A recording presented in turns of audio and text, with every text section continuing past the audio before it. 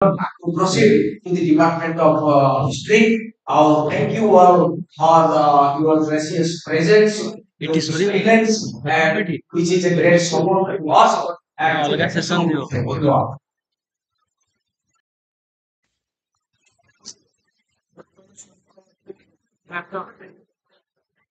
ଅଛି ଆ ପରେ ଅଛି ଅଛି ଅଛି ଅଛି କଣ ତାପରେ ଆଉ ସେସନ ଅଛି କୋଉଠି ଏଠି ତମେ କଣ କହୁଛନ୍ତି ଲାପଟପ୍ ଟା ତାଙ୍କର ଦେଇଥାନ୍ତି ଏଟା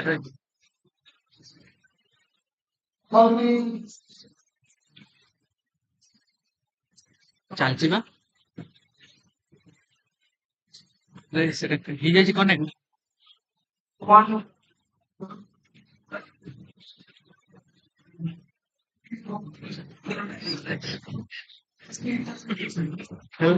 ମାନେ ଏଇଟା ଏଇଟା ତ ୟୁଟ୍ୟୁବରେ ରେକର୍ଡ ହଉଛି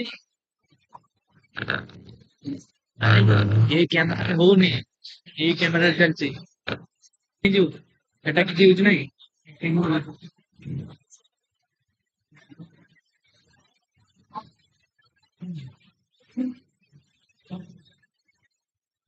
ଆରେ ଟିକେ ସ୍ଲୋ ଅଛି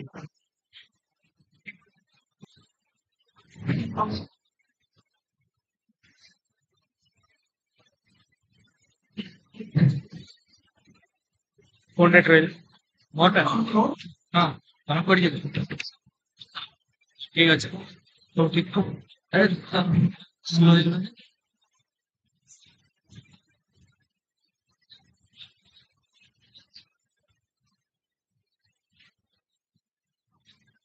ଆରେ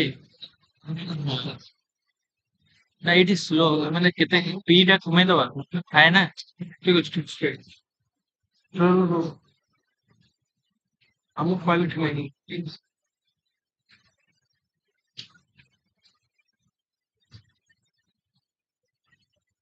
ଏଠି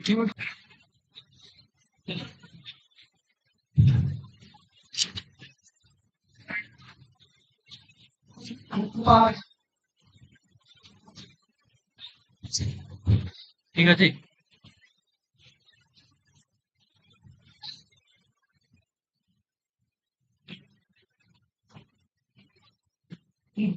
ଠିକ ଅଛି ମୋବାଇଲ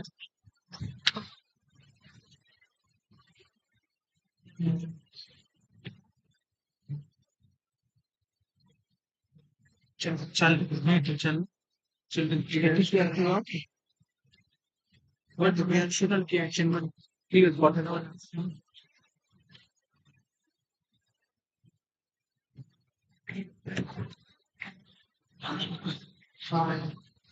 ঠিক আছে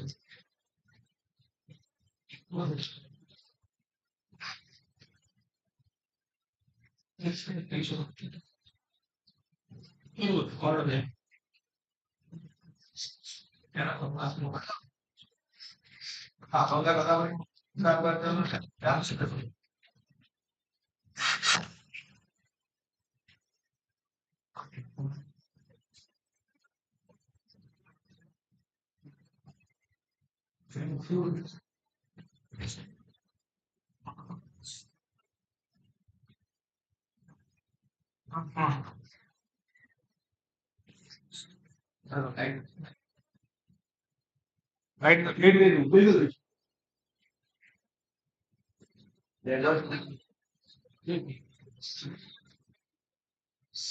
ମୋ ଲ୍ୟାପଟପ୍ ତ ସେଇଠି ଅଛି ସେଇଠି ଗୋଟିଏ ଆମେ ସେଇଟା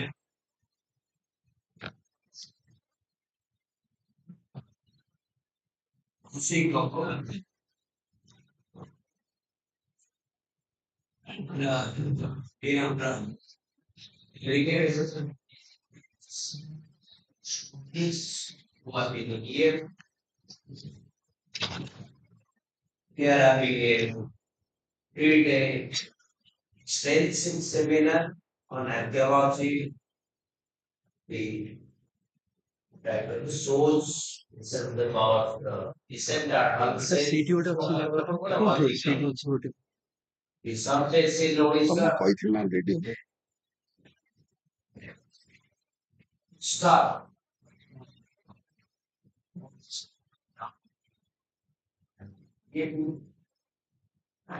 So around that, I have little knowledge of archaeology as far as the recent archaeology is concerned, and whatever significant developments have been made on archaeological research in Odisha, and these are made only in the recent times. अरे जो For आगे चल many रहा है वो देखो years, उसमें तेरा कौन है we आगे are तो लैपटॉप wondering चलाने over चल रहा the things whether there were any archaeologists in Odisha. है We have very few names like Gopal Mahapatra or Kitsi Tripathi, something like that. अच्छा एटार কিছু পাসওয়ার্ড পড়েছে কি Combines because কোথায় I to know what we distribute to life.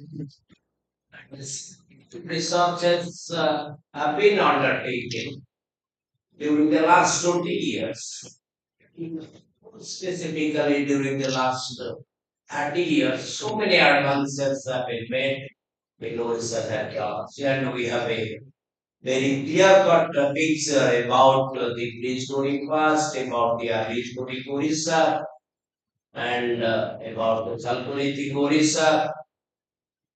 Of course, the prehistory Orissa is still in its health.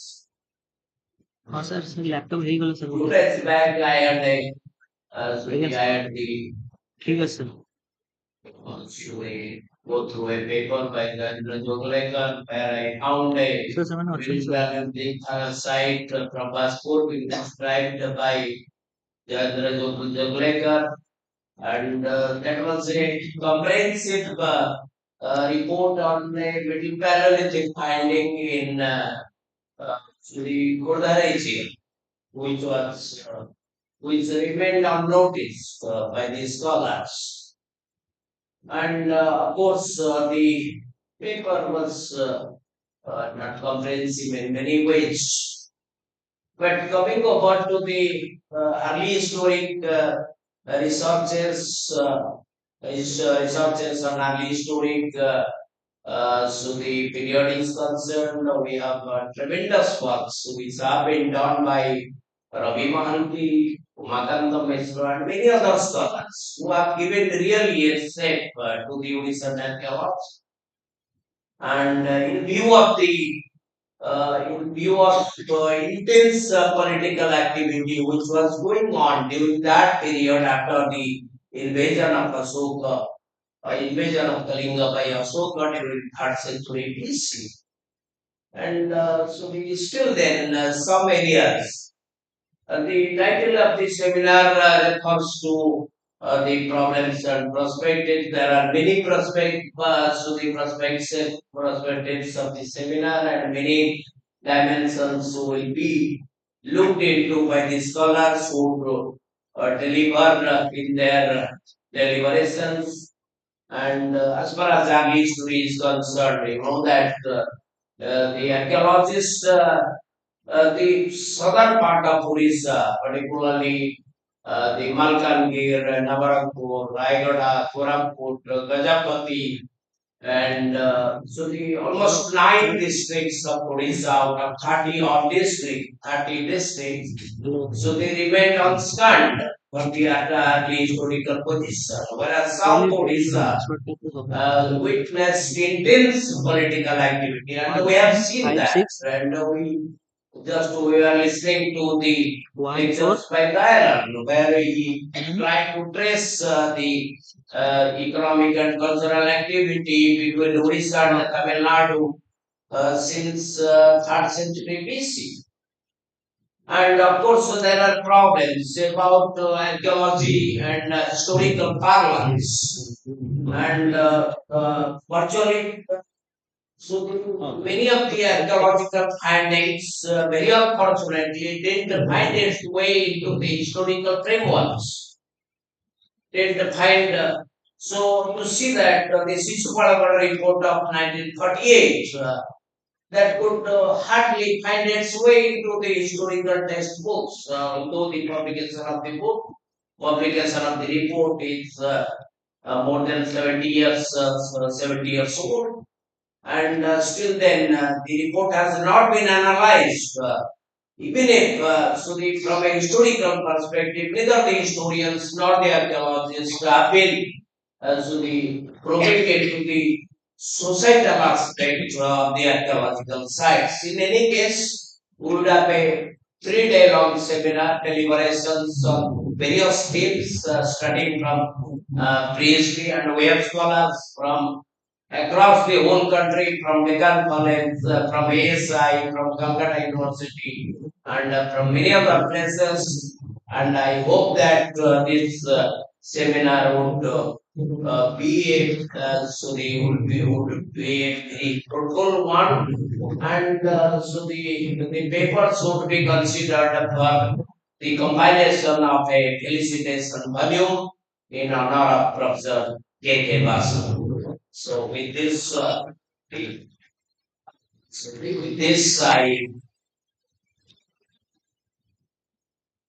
think the question is regarding my K. Basu.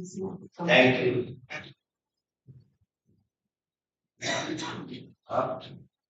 Or should I'll just check out what it means. That will be better.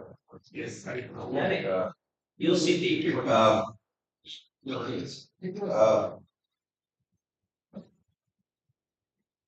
no, I said, I'm not throwing any slide. Yes, sir, but you can see. We can see. Mr. Chairman, Professor L. K. Mishra, and my elder brother, and my professionally senior, Sir Ravi Mahanti. Those of you, I think most of you know who is Professor Ravi Mahanti. He retired as a professor of archaeology from Deccan College, and which is supposed to be the best institution as far as in archaeology is concerned. So we are more than privileged to have him here. I'm really grateful to all of you for being here to listen to me. But I must, right from the outset, I must make it very clear that I'm going to disappoint because I don't have a PowerPoint, nor have I got even a piece of paper. Today, I am going to resort to an adventure. Adventure being to speak from my heart, not from my mind. Therefore, if there would be any inconsistency, please bear with me. I think in the inaugural function, I just mentioned very briefly that when I was finishing my PhD in the Institute of Archaeology, London, and that was back in 1991, and I came back to Odisha.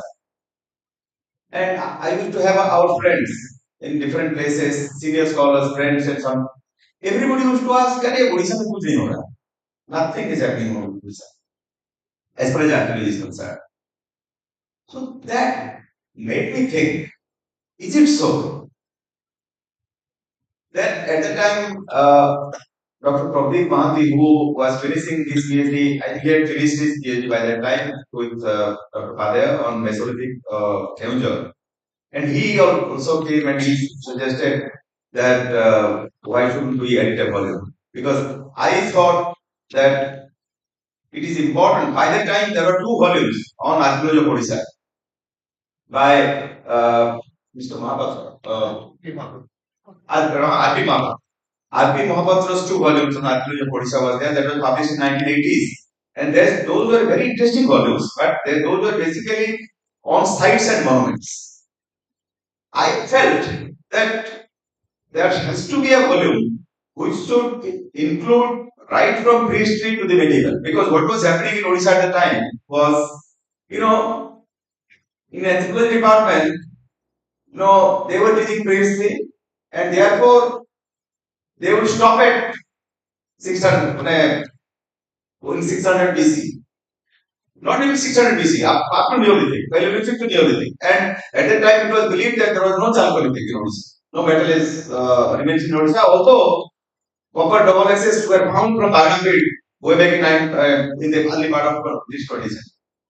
Then historian will study from, let us say, from the 6th century BC onwards. So this was, to me, I found that no, archaeology is a coherent discipline. So it has to have a continuity. It has to have a continuity.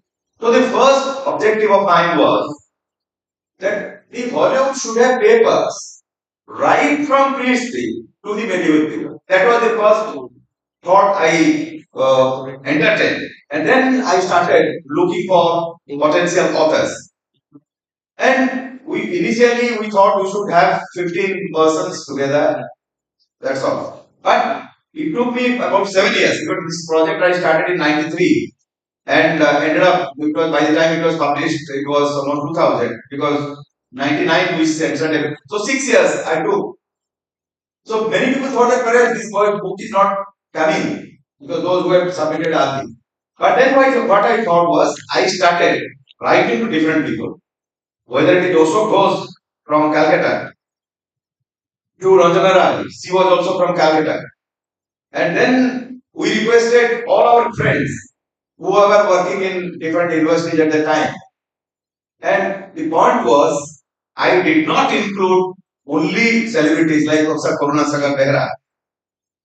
We also included the then emerging scholars who were doing their PhD, and Umakant Mishra is one such scholar. At the time, he was just finished working for his PhD in JNU. So also I included papers from Jitu Mishra. Jitu Mishra could not complete his PhD, but his paper on Radhanagar is still very relevant. Still very relevant. So what we did was we made a combination of scholars who are already established in the field and scholars who are emerging. And lo and behold, we thought it would be one volume, but it became two volumes.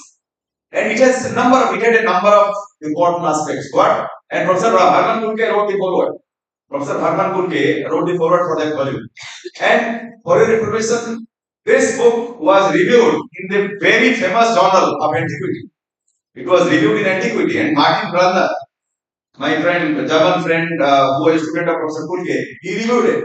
And unfortunately, Martin is no more. So what I meant to say that those two volumes showed that archaeological work was being done, but it was not coherently placed. So therefore, our volumes made a coherent attempt to bring out the scholars, the work of different scholars, and those two volumes have been well accepted. I am more than happy about it. Sochi Rautrai, the great poet, he released those two volumes in Uttar University at that time. I remember that. No. I was very happy when Umakam told me that, sir, we are trying to, and I think we were heavily supported by the president of ODISHA ST Congress, Professor Hariyar Thanda, that we should now we should review whatever happened in the last 30 years. Because although the book was published in 2000, actually it has taken into account the work up to 1990 or 94. So virtually 30 years. So he said that, sir, it is time that we should review what is the state of archaeological research in the last 30 years. And meanwhile, it's a very happy thing to say that at least some major work has been made in the last 30 years. And one such work is being done by Professor Ravi Manti and his colleague at Siswalgad and Talpada. They have been working. Professor Ravi Manti and Professor Monica Smith from University of California. They have been working in Odisha for last so many years, and they are still working. So also there are different institutions. For example, Odisha Institute of Maritime and Southeast Asian Studies, which was founded by, the first member secretary honorary chairman was Professor K.S. Behra. So that organization, heavily being headed by Dr. Sunil Patnaik, is doing very good work. They are doing they have undertaken many excavations. The recent being at Parur, they are still conducting excavations at Parur. Now the universities have started working. Sambalpur University was doing it because they had the excavation grant, and Sambalpur University was on the forefront as far as excavation is concerned. Professor Sadasi Pradhan, Professor Pradeep Behra, and his colleagues have been working in Sambalpur University. In Utkal, both ancient history and us, Department of Anthropology, we have been basically surveying it, but thanks to Rabbi, towards the back end of my career, we excavated a few sites, Bomba Rajpur and Goran Patna. Thank you. Yeah. Goran Patna also. Goran Patna on the Chilka. So, we have excavated. Now, even Revensa, for example, Professor Subrata and Umakan, they have excavated Deltibuda. So, what I meant to say is that now different universities are working.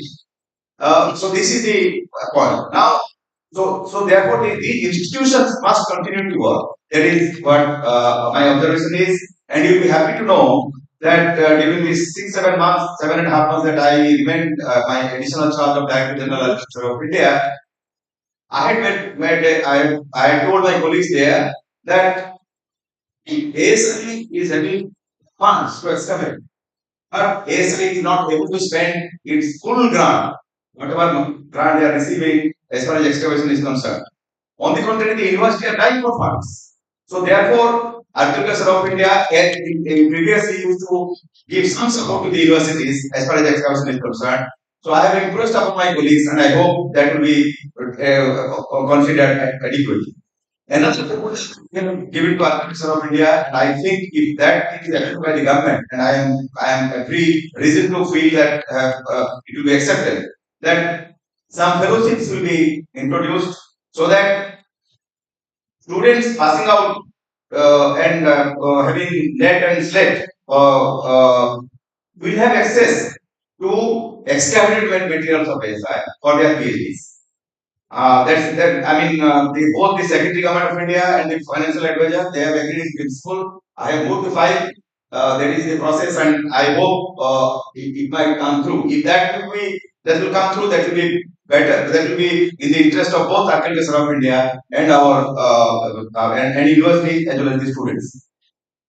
Now, what are the issues in Agriculture Odisha? You'll be happy to know that I think some of us were together, I think 2 months before, again organized by a workshop by Agriculture of India to prepare an indicative list of sites to be excavated in different parts of the country. And a document has been prepared with regard to Odisha also. I give full credit to my colleagues in Agriculture of India, Bhubaneswar and Puri Circle for preparing a very good document on the basis of the participation of 4 states, Bihar, Jharkhand, West Bengal and Odisha. I told all this background as a background story because with this kind of background, I think we should now hope for a future, for a very strong archaeological journey in the next 20-25 years. And that future will be determined by my dear students who are sitting there. Now, what are the issues? I mean, from my experience, first, let's start with prehistory. You know, when we were students, we were told that the emergence of Australian in Indian context cannot be more than 500,000 years at best. And again, we are told that the emergence of Australian in India and Europe is almost similar, around 500,000 years. But in the last 20 years, the work of, let's say, Professor Santi Papu from Mati my dear friend Simati Oda's work in Tikoda in Madhya Pradesh, Professor Bhadraya's work in Karnataka, and also I think Silas's work. Now, a number of Assyrian sites have come. And these Assyrian sites, the antiquity of these Assyrian sites go back to more than 100,000, more than 1 million years ago. Having the precise dating, and series of datings have come, but the most convincingly datings have come from, let us say, from Matirapakam, which is more well known. So, after the publication of Sandeep Babu's paper in Science, I think 2012 or 15 or something like that, now even the European scholars have accepted that the emergence of Acheulean in India is much earlier than that of Europe. And on the basis of this, Professor Sila Mishra from Deccan College says, yes, he has just begun the debate, but that debate has not taken up very very fast. But I have read in some of her publications. Her argument is that we always say that it has come from Africa. Now, when these dates are going backward, why shouldn't we think that India is also a possible source of origin, rather than it is coming from Africa to India? Why not from India? But that debate has not gone further. Now, with this background, I think Uliana, which was the first Paleolithic site to have been excavated in India by Nirmal Kumar Sen and Nirmal Kumar Ghosh and Bharani Sen way back in 1940s, needs to be excavated. And for your information, I had personally discussed the matter with Professor Santi Babu. Professor Santi Babu is very keen to come and excavate at Puliana.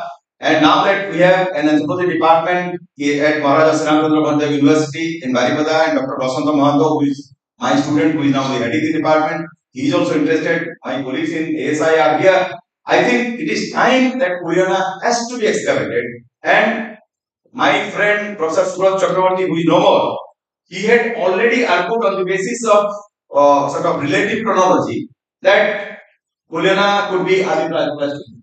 Usually we are dating to mid Pleistocene, but he has, on the basis of relative chronology, he has argued to be early Pleistocene.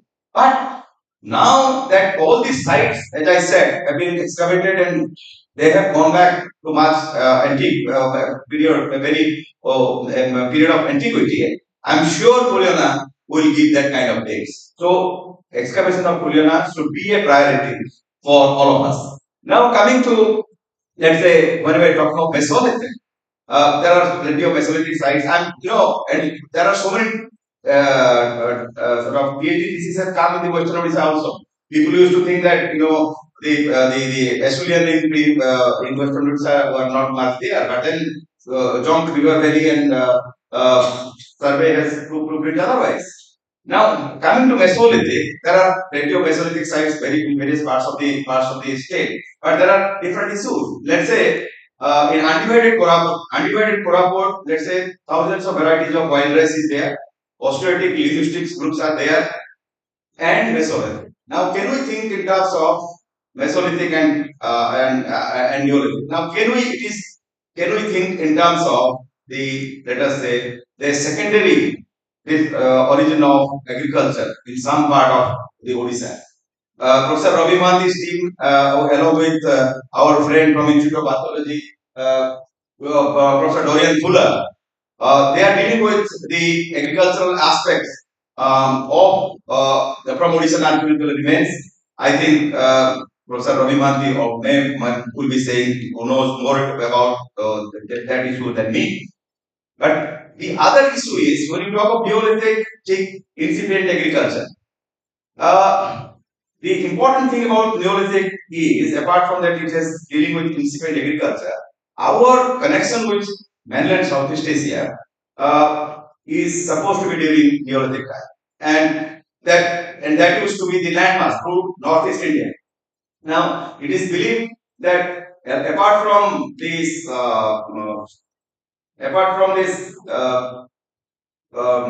shoulder tax and edges of the Neolithic time, there is evidence what we call the content of hemoglobin E among some of the populations of Northeast. Now, hemoglobin E is a typical northern mainland Southeast Asian population genetic marker.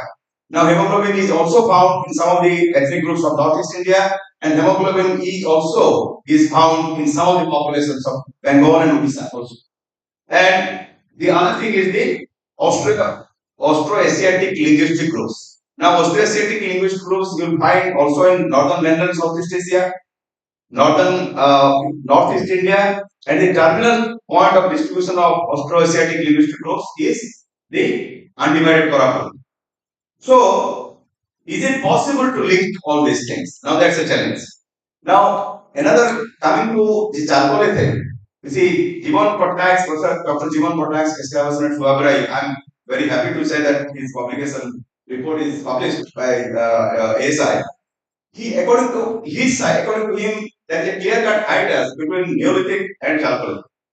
But sites like Bongo Harrajpur, sites like Ostopur and all those things, there is no such hiatus. There is a continuity. So we have to address why there is a hiatus at Sovereign, but you don't have that kind of things in other places. So why? We have to address that question.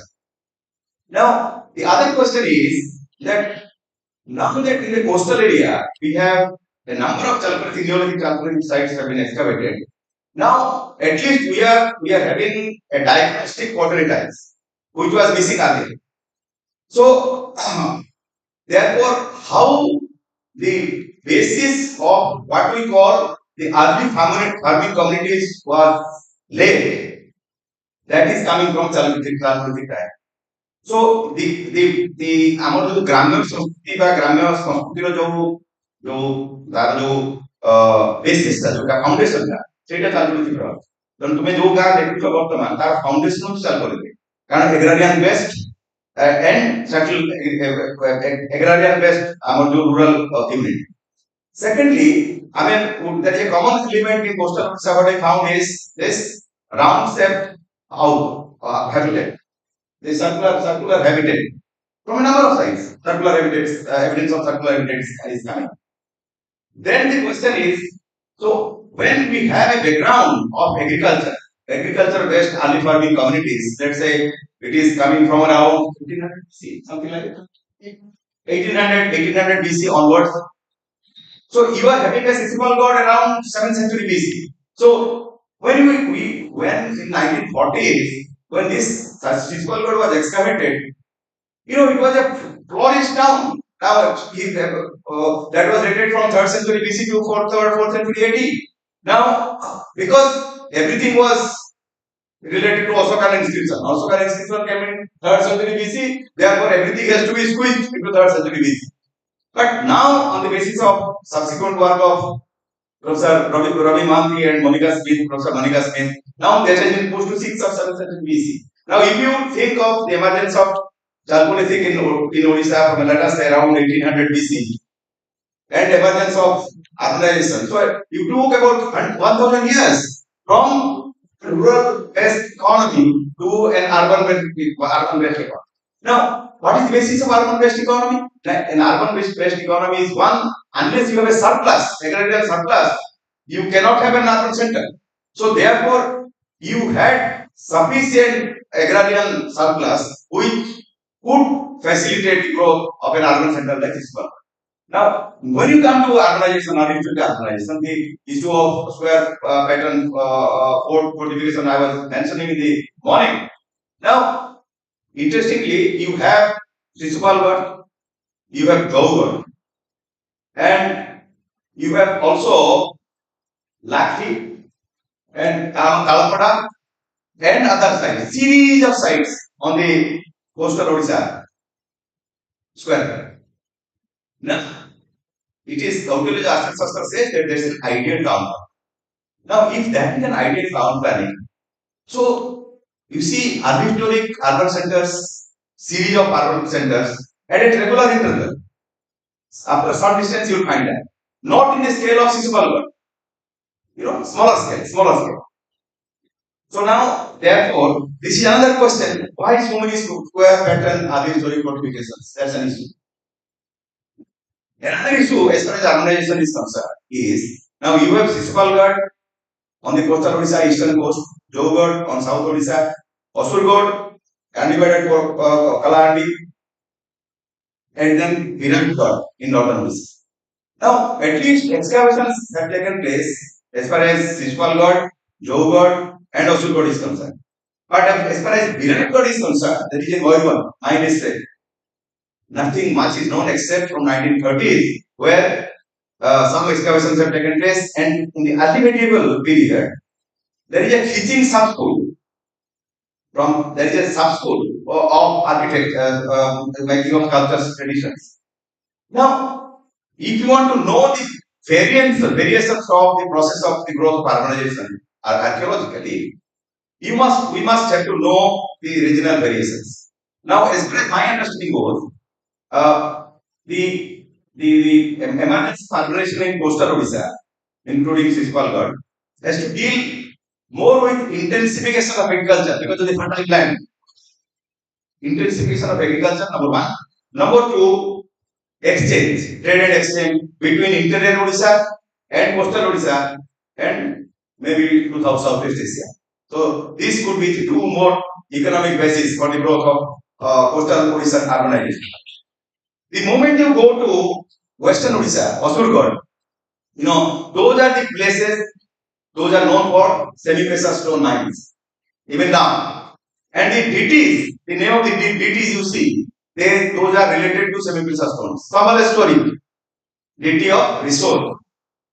Then Manikeshwari, in Manikeshwari, again semi-precious stones. So if you see the names of the DTs of Western Odisha, most of them are related to semi-precious stones. Now, semi-precious stones was because so therefore the emergence of urbanization in Asurgarh, let us say in Western Odisha, has to more to deal with dealing with the primary sources rather than intensification of agriculture. Agriculture was certainly there. Without agriculture, no urbanization can take place. But I am talking of relatively. The same thing perhaps with northern Odisha, which we are here to do because of the mineral resources of iron. Mineral resources of iron and Panchmark coins, if you know, Panchmark coins are found plentifully in Moyban district and at the Nagpur area. Not only Moyban, but other adjoining zones. So therefore, we have to try to understand the regional variations of the process of urbanization. Another issue which has not been done, we have to undertake research, is what is the relationship between urban centers and the rural center. Urban center, we know about what is happening in Sismalgarh, we know what is happening in Jogad and this. But what was the network between the urban center at the time and the rural sites? I think one or two sites, both of us have visited in Viruba. I am forgetting the name of the site. Very interesting specimens. I think Uma, you have. I think some of the specimens are there in your museum. In your museum, those are absolutely like Sismalgarh. So time has come to study what is the relationship between. So one is to survey some sites and to locate those early historic sites from rural area and then try to compare what was the kind of network between urban center and rural sites. That is an important issue in future one must try to do. Now coming to medieval period, let us say, because early medieval I am escaping. Medieval period now, let us say, Gondai is excavating Barbati. Now, as far as Barbati is concerned, there are different stories. It is said that there was a 9-story palace was there. But if you see the foundations, it is very difficult to accept whether there was a 9-story palace unless one would say that the palace could be made of wooden structure. One has to go because everybody is making reference to Aini Akbar Ibaya Aruthan. Now, Thompson and Jarrett's translation says that it was a 9-story house. But the term is Nava. So, Nava means it could be 9, it could be also new. Why should we think that it is a 9-story place? It could be a new palace. And I think Dixit Babu, when we are, at that day when we are surveying and sort of inspecting the site during excavation, he was telling something else. His view is that, sir, it could be 9 enclosures. So, therefore, one has to come up with different views and try to see which of the view will be applicable as far as Barbati is concerned. Whether it is a 9-story palace, whether it was a new palace, or it was a palace with 9 enclosures. So, time has come to understand this kind of thing. Now, another issue as far as archaeology is concerned is the archaeology of religion. Because, especially archaeology of Buddhism, is a very important area of study in Odisha. Thanks to the very distinct remains of so many Buddhist sites in Odisha, particularly Ratnagiri, Udayagiri. No, I fail to understand why you are not trying for World Heritage status for these sites. Now the question is, archaeology is no longer a discipline to be confined to archaeologists. Now, archaeology is a very collaborative discipline. Archaeologist has to collaborate with so many specialists. He has to collaborate with geologists, he has to collaborate with paleontologists, he has to collaborate with archaeobotanists, he has to collaborate with zooarchaeologists, he has to collaborate with geoarchaeologists, and he has to collaborate with for absolute dating, for radiocarbon datings. So it is a collaborative discipline, and I am happy that even institutions like IIT Bhubaneswar, Institute of Physics, now they are getting interested to work on archaeological material. Now, therefore, it is for my dear students that gone are those days that I was doing archaeology. Happy thanks for 1 month field work, coming back and writing report. Now, from the day one, you have to, when you are framing your problem, you have to decide which part of the work that you will be doing and which part of the work you have to depend on others, and accordingly you have to build up a team. Then only your archaeology will be more meaningful. Another issue that I want to emphasize is that now 30 years ago, we didn't have a pottery sequence like Gonga Valley. Now, because of the excavations of so many sites, Pradeep Behra has done excellent work in Western Odisha as far as PhD is concerned, both Neolithic sites and others. And one has to now work what we call settlement archaeology. Now, some students to do PhD on settlement archaeology. The way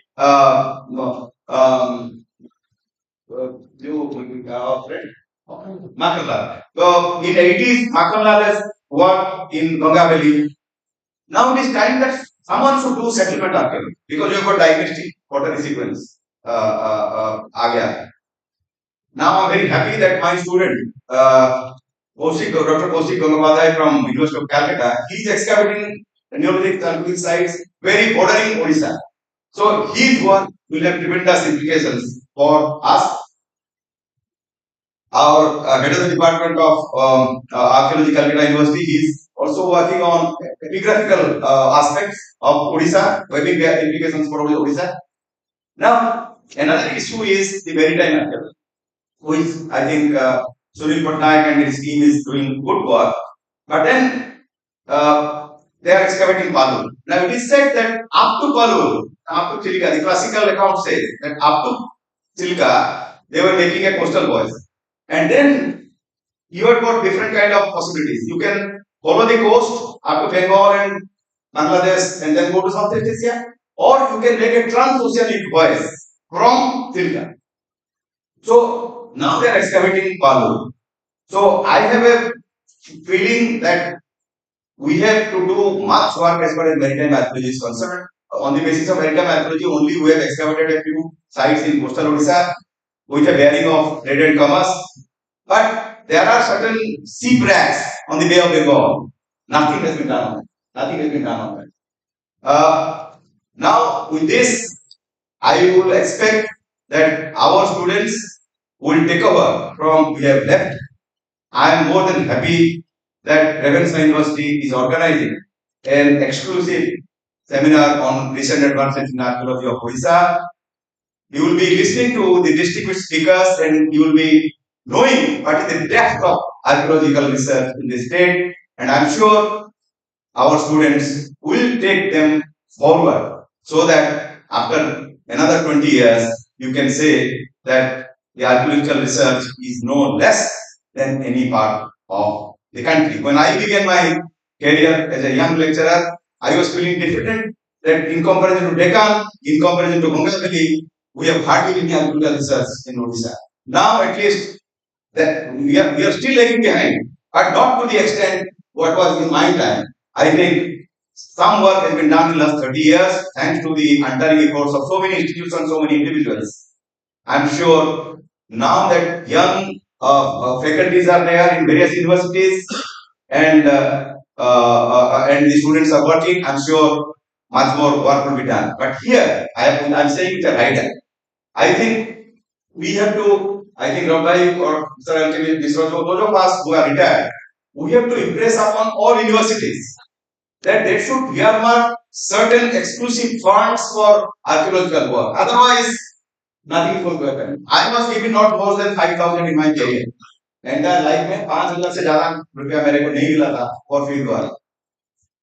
Therefore, it is responsible. I mean, it is our responsibility to impress upon all universities to earmark grant. Let it be 1 lakh, let it be 2 lakhs, but that will be earmarked for archaeological field work. Then only something meaningful will happen. Otherwise, again, repetition will take place. I once again convey my deep sense of gratitude for a patient hearing. Because as I said, I have not prepared anything. I am speaking from my mind. Therefore, I must have been sometimes very incoherent. Please bear with me. Thank you.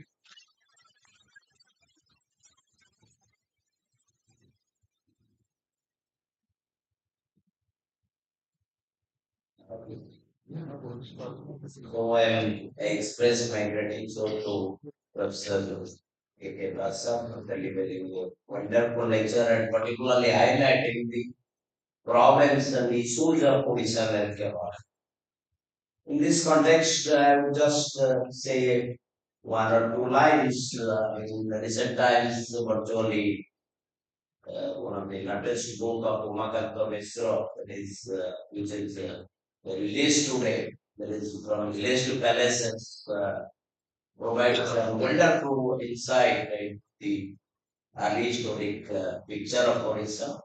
He has wonderfully analyzed, beautifully analyzed about 35 early historic sites and located, identified about 5 clusters and beautifully described the early historic situation in Odisha. That is a wonderful addition to the Odisha pictography. So, thank you, Professor Basa, for delivering this wonderful lecture. And I now invite Professor R.K. Mahanti to share about this.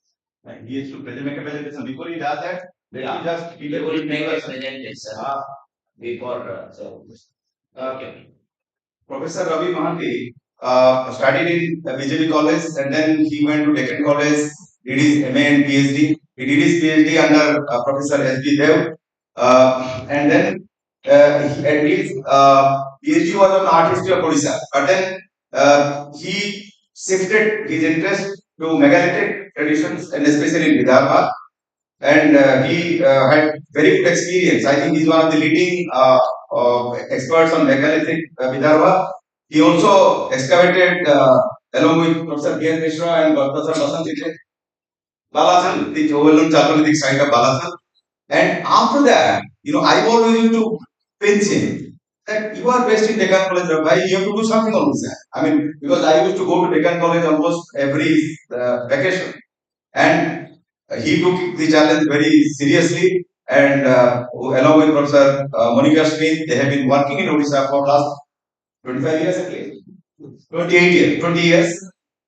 So, in different sites, not only Sismalgarh, but also Talpada, but also 11 sites. They work together. And Professor Monica Smith was here, but due to her husband failing, therefore she had to leave. Otherwise, she would have also attended this congress. May I request Professor Ravi Mahanti to make his presentation?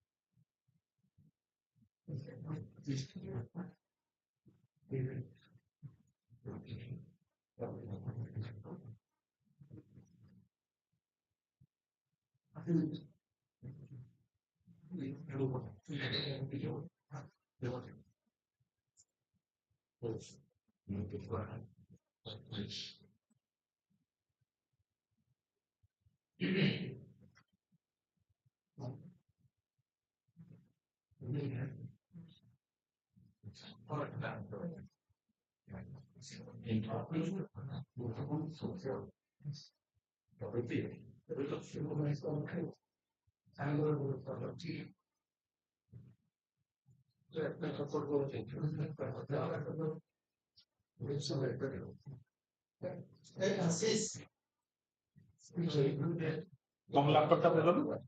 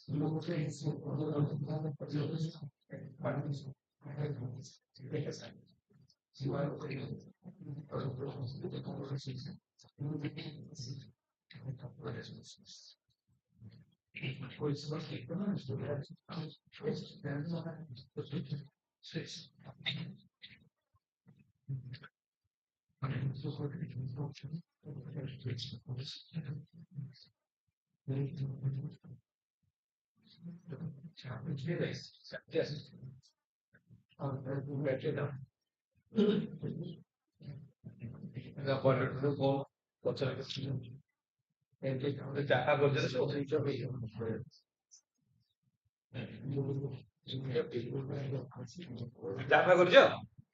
ଚାଫା କରିଛ କି? କରିନ? ସେତେବେଳେ ପାଣି ଦେଇଦିଅ ଟିକେ, କାହାକୁ ଧରିକି କହିଦିଅ ପିଲାଙ୍କୁ, ତମ କରିଡୋର ଉପରେ ପାଣି ଦେଇଦିଅ ସବୁ।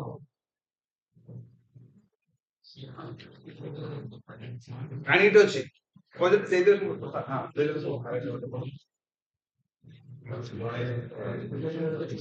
ସେପଟେ ଚାପା ବ୍ୟବସ୍ଥା କର।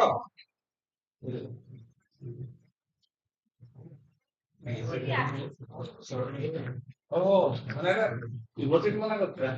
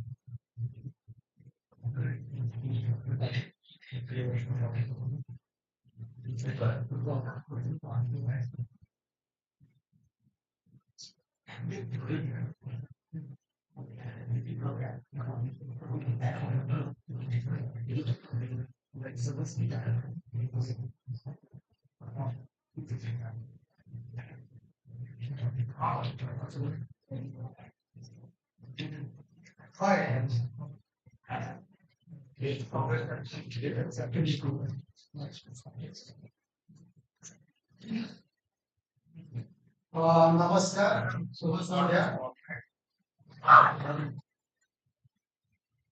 सिद्धार्थना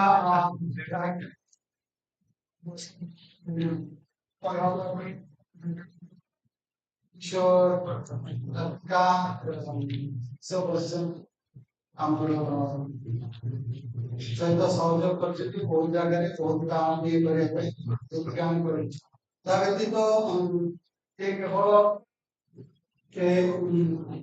ଇଏ ମୋର କାମ ନୁହେଁ ଆମ ସମସ୍ତଙ୍କର କାମ କାହିଁକି ନା ୟା ଭିତରେ କେତେ ଗୁଡ଼ିଏ ବହୁତ ଗୁଡ଼ିଏ ଇନଷ୍ଟିଟ୍ୟୁସନ ୟା ଭିତରେ ଭାଗ ନେଇଛନ୍ତି Deccan College, Open University, India.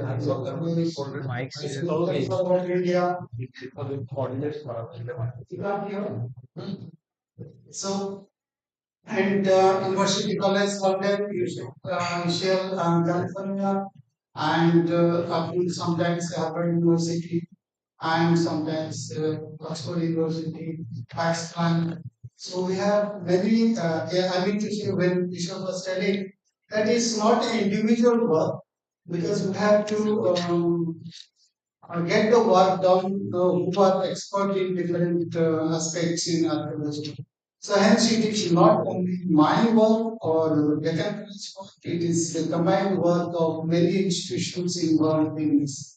And what we have tried all these things is, he told that it was, I was working in Deccan College from the beginning itself, and then there was hardly any scope to come to Odisha to really excavate because organizing funding was not so easy, and then moreover to come over here with all the teams, like when we were excavating at Shishpalgarh, we were about 35 to 40 people living at Shishpalgarh and for months together.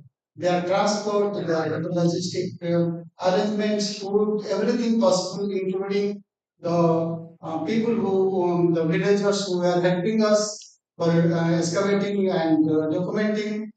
So it was a big thing. So that I got the opportunity so that many organizations came up in Europe as well as in the United States and to help financially, and they came themselves as well as supported financially.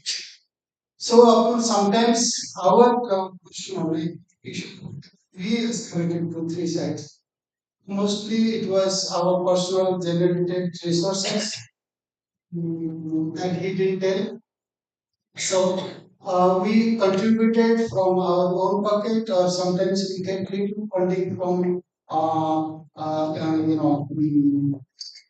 Asian maritime organization in Bhubaneswar, and sometimes we got from donations. So I am trying to put because we have divided into two sections. I will be talking about the artistic part of it. Then Santanu Shamir will be talking about the Neolithic side of the thing. So what we have tried to do, why I said that we have excavated 11 sites. It's not that it was unintended that why should we have gone for so long for 20 years and looking for excavating in different parts of this our east coast. It was to understand basic that who are we, when we came here, where we came here, why we came here, what we did, how we progressed, how we developed, and what was our purpose of making cities and other settlements and how it was operating in different states. So with that little background, so I will go to Sheikh. So quickly, what exactly we have done. So when we all, everybody, all inhabitants of Odisha, we all know Kalinga. There are Kalinga roadways, there are Kalinga palm dukan, there are Kalinga restaurant, there are Kalinga everything is Kalinga. But what is that Kalinga is?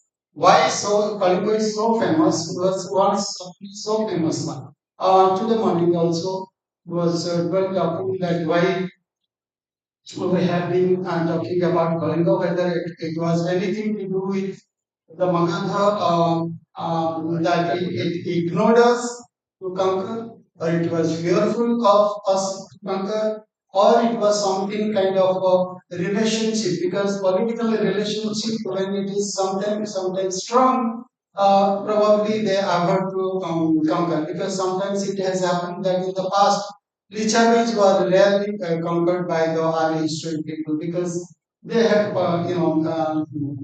marriage relations, etc., etc. So sometimes you avoid. Then if it is there, then when the Kalinga was invaded, so what was it? What was it that it was deterring the Magadhan Empire for long, Chandragupta Maurya, Bindusar, and subsequently, and we do get reference to Nanda Raja by Kharavada, who says that probably he came 300 years prior to his, ruling of this part of the country itself. So, with that background, we came, our first intention was to understand what's anything to do with that Kalinga was so powerful that it was perceived by the modern empire that they should not go unprepared, or uh, they should not touch Kalinga, even they have conquered till about to the Afghanistan to down south. So this is the Kalinga war about which everybody knows about that, and that's what our territory, Kalinga, was brought to the forefront, because this war probably changed the political religious history of the subcontinent, along with the Southeast Asia also, and many of the regions in the north also, and in the western front also. So, and we know that this was happening around 260 to 69 BC, but everybody thought that probably that was the period that the Kalinga, or the establishment of Kalinga as a territorial unit with different kind of administrative system. I'm not going to talk about that, but there was probably some kind of system had already emerged, so that it had already kind of reputation that probably they should not be touched. That's what I perceive, and the archaeology also says similar kind of thing.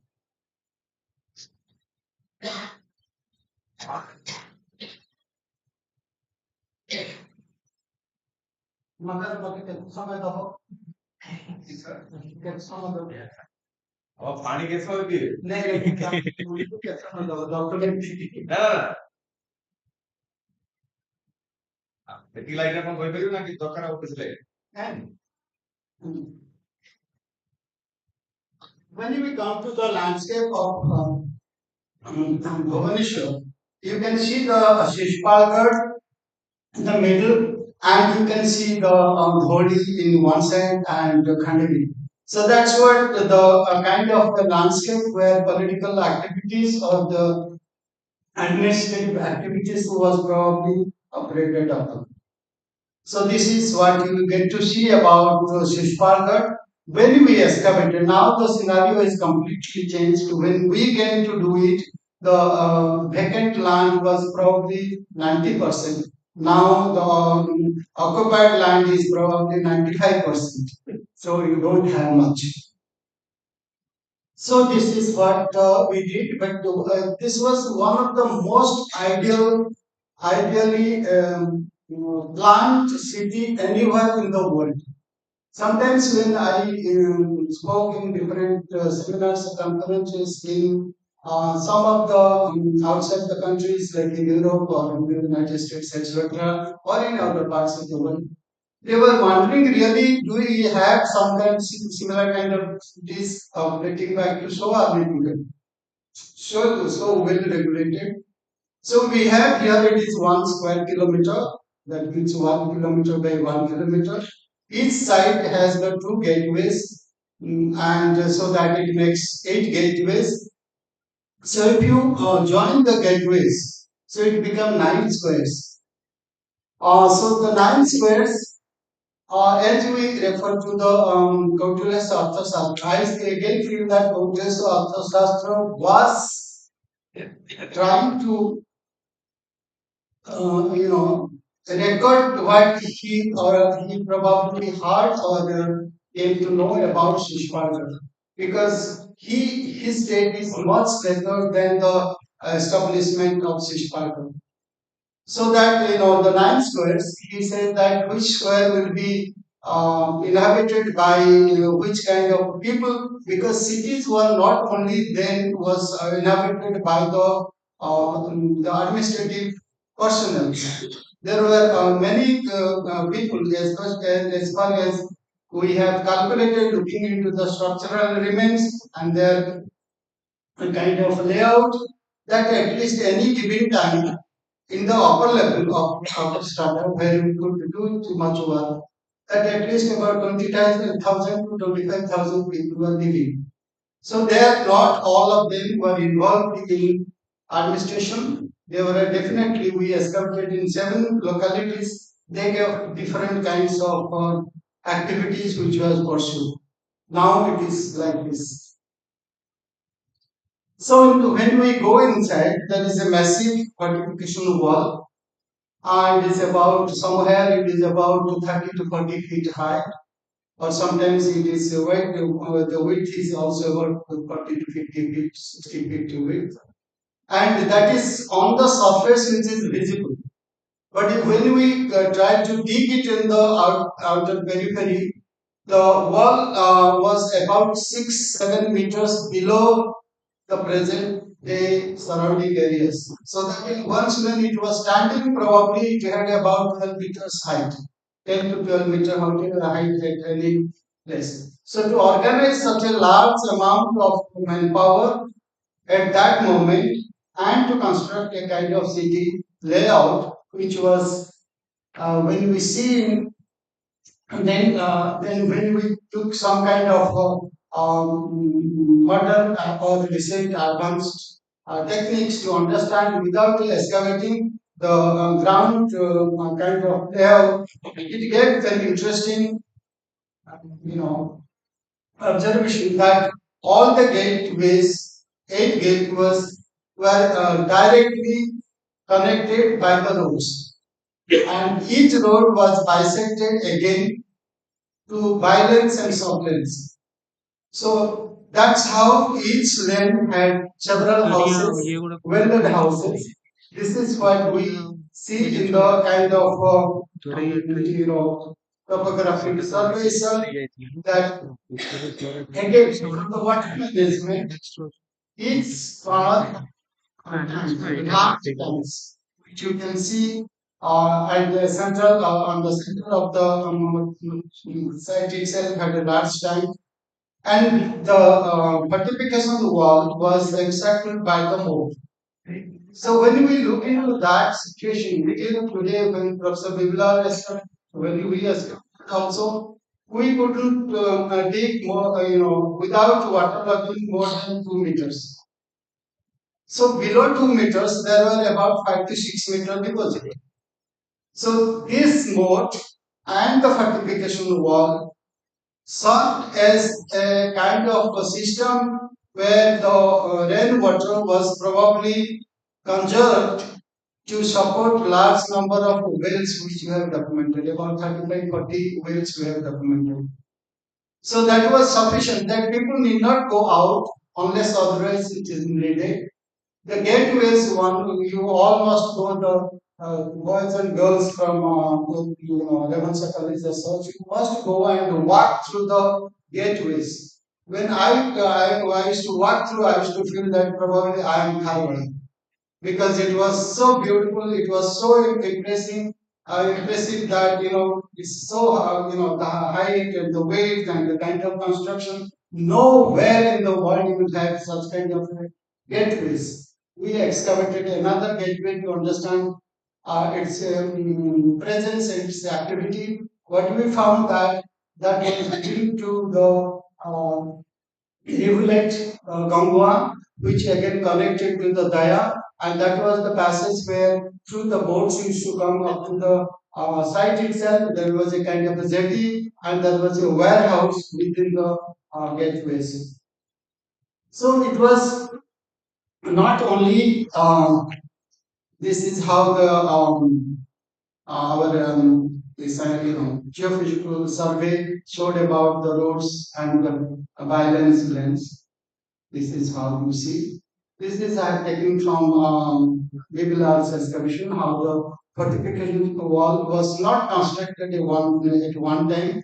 Several episodes of construction took place when the walls were getting destroyed by probably by the cyclone or earthquake. We have recorded cyclonic effect as well as earthquake effect when the walls have been broken or walls have been separated or cracks have developed in like escalating itself.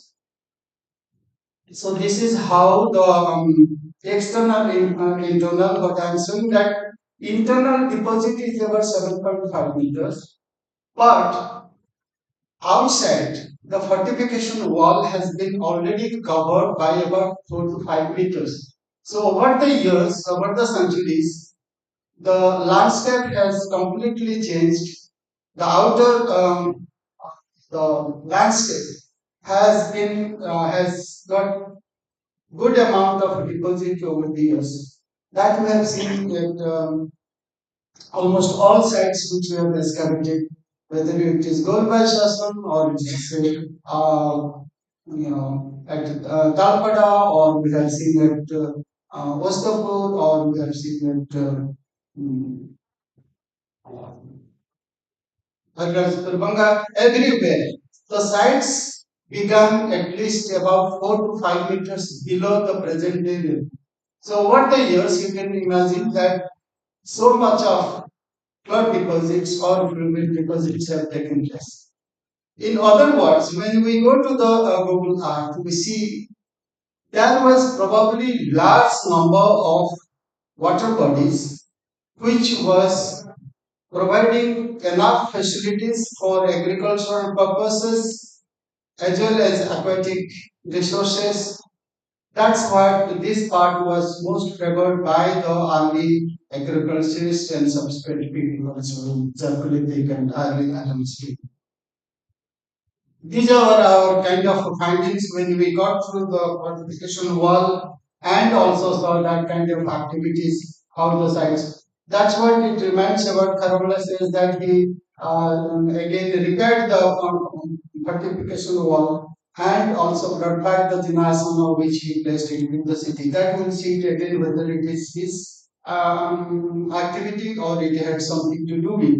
But what I feel believe that probably this was the capital of Haragla and he was operating from here and whatever he has mentioned in his Husband's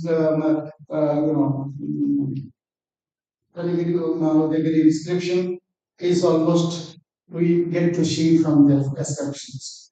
So we excavated seven localities to find out the operation within the city because people lived there. Some recreation work, recreation centers were there. Some ritual centers would be there. Some activity centers would be there. There would be some kind of industrial activity would be there. So we tried to look into different localities to find out that what the people within the city were doing.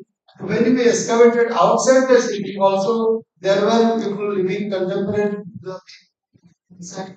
Also, we tried to look into that what exactly their function was there within the city, with the city inside and out. So what we see that it was well organized.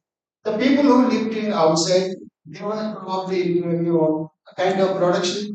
They were producing or preparing objects or kind of food resources, etc., from the region itself and supplying to the cities inside, and vice versa. Also, the administrative system was looking after their production. So we get to see the house structures made out of laterite blocks, which today also very prevalent in this part of the country, and also used burnt bricks. Burnt brick was not that much favored by these people because again within the city you have to get the bricks burnt elsewhere or fired elsewhere and get it when you have the laterite just next to the site itself. So it was more preferred, and the probably the technique of cutting and using laterite begins with the Neolithic period itself. All the sites which we have excavated, almost many places we find they have used powdered or ground or pulverized lateritic remains as flooring places in all the sites. That means around 2000 BC they have started using the local material which they have understood that it withstand the kind of flow that when you want to operate upon that. So we have, they have paved floors like they have started using burnt tiles, and which you see in the extended right one. Uh, This one, so it is not very clear like here this one. So you can see that they have made the bond tiles as flooring place, and somewhere they have used a ritual. This is a ritual pit where they have sacrificed an animal and they have offered the food in a particular vessels as such. And then we have seen that how things are being operated in the excavation areas as such. Trying to understand the kind of inequalities. So now it's in archaeology, a lot of people are talking about inequalities or equalities. So to understand a city urbanized centers, we also must understand that everybody was not equal, and there were different people, the administrative people probably occupying the central position, which I show you, and other people, depending upon the economic resources, functions within the city, there were a lot of difference between people living. So the artifacts found in those areas also tell us that there were a lot of difference in them, and their activities also. Someone was producing some kind of object, metal objects, sometimes ornaments, or sometimes some other. So there are specified areas where you get. So when I talk about these things, when I say that we have excavated like seven localities, our total excavation area may not be more than 200 square meters or 300 square meters. So the site is by 1 kilometer, and outside was about 24 hectares in one side, about 20 hectares in other side. That was the size of the site it was. So it is a very representative evidence which I am talking about. Had we got more time, or many organizations got into the excavation, probably we would have got much more evidence about one of the most uh, important site in the whole country itself. This is how we divide that land. And the central location, central part is occupied by the important structures. The 13 pillar area, the kind of palace area, or the kind of all that central, which you can see that this is the so we escalated here, we escalated here, and we escalated this, and outside, many places, seven places. So, so here, uh, Proteus says about the Arthashastra tells us that which part of the city we should be occupied by which group of people. We try to look into whether the cavalry or the Russians or the traders who are which part of the city. So, had we gone and done little more about larger, much more larger excavations and for the longer time, probably we have got much more information that which we have. But still, then whatever we have gives a very good idea about the layout of the city, the people who lived it, what were their requirement, what the things they were eating, how they were from where probably they were getting, generating the resources, subsistence, etc. And absolutely, they were not producing anything for subsistence within the city. Like they were not keeping cattle secret. We don't get to see any kind of remains, such remains as that, but they were definitely procuring from outside the grains, etc., which they consume. This is the pillared area, 13 pillared area, which we excavated. Mm, what we found that here, besides the 13 pillar which is visible to the sky, and then were more than 18 pillars which were broken and filled. That again, I say that 18 pillars is about 10% of the excavated area. So imagine that that would have been much more evidence coming from that if at all we have opened the whole area to understand the activities over there. So, and we are the pillars were unrelated pillars, a single pillar, and standing about more than 10 meters. And below them, below it would be about 2 to 3 meters, 4 meters. We have not dug anywhere. We're going to below than that because the land belonged to a private person, and he agreed to do it to excavate and find out what was lying underneath. So we didn't want to disturb much of his land and those things. And you can see the backside that when you excavate it, it's absolutely empty now. You can't find it now. So what was the activity over here? So we tried to look into functioning and architectural findings of this place. What we see that this architecture was the layout was probably like this, and on the center of the circular pedestal, there was only a flat stone. There was nothing. So then when we go back to the extended area near the fortification, near the pillar, this kind of structures come. They are like single room with veranda, with a kind of dormitory like which we see today. And that was dated to about 190 plus minus 50 BC and probably around the first century, second bit of second century BC. And this the ceramic remains from this structural around the structure didn't give anything which could say that the people who lived here they cooked or they stored food.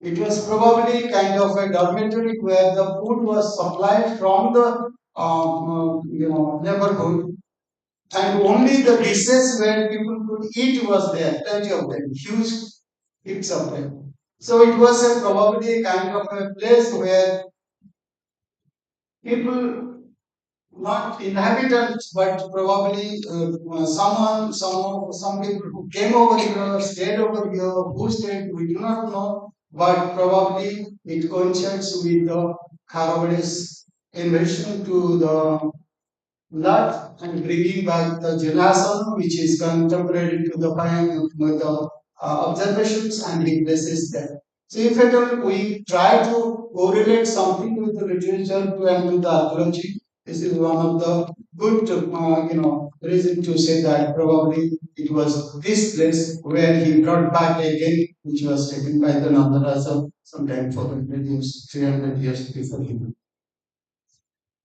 So this is what we get to see the structures. This was again excavated by Professor Bibila, but we see that there was the road which I said that it was on the geologic survey, but when we opened and cleared the areas, we saw that the roads were paved with the lateritic blocks and there were groups and exactly fitting to the bullock cart wheel running over the road. So the groups are like this, you have here.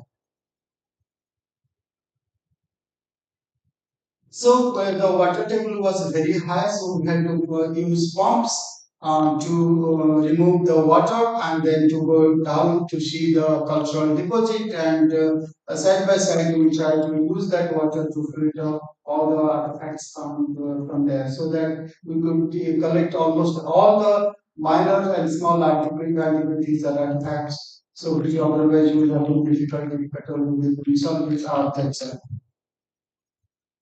These are the whales like which you get by what you whales and we try to see that it's a cultural sequence about 7.8 meters which you get and then different kinds of ceramic. I'm not going to talk about that and structural activities begins with rhetoric and continues and people reuse the similar the previously broken down houses so we have found plenty of time that the rhetoric blocks or the bricks which were used they were probably used earlier and then scavenged it or they were the same owner of the house they have brought it and constructed so it was not always, and we have very few antiquities as such. When we look into the excavations in the northern India, they find plenty of artifacts, especially semi-precious beads or the coins and terracotta objects, etc. We do get plenty of terracotta objects like the ear skirts, ear spools, and rings and toe rings and all in terracotta. And if you go to see that those which were found exactly are represented in all the sculptures that we see about from 600 to about 900 AD in Bhubaneswar. This is what kind of structures we get. This kind of terracotta objects we do get them, and the family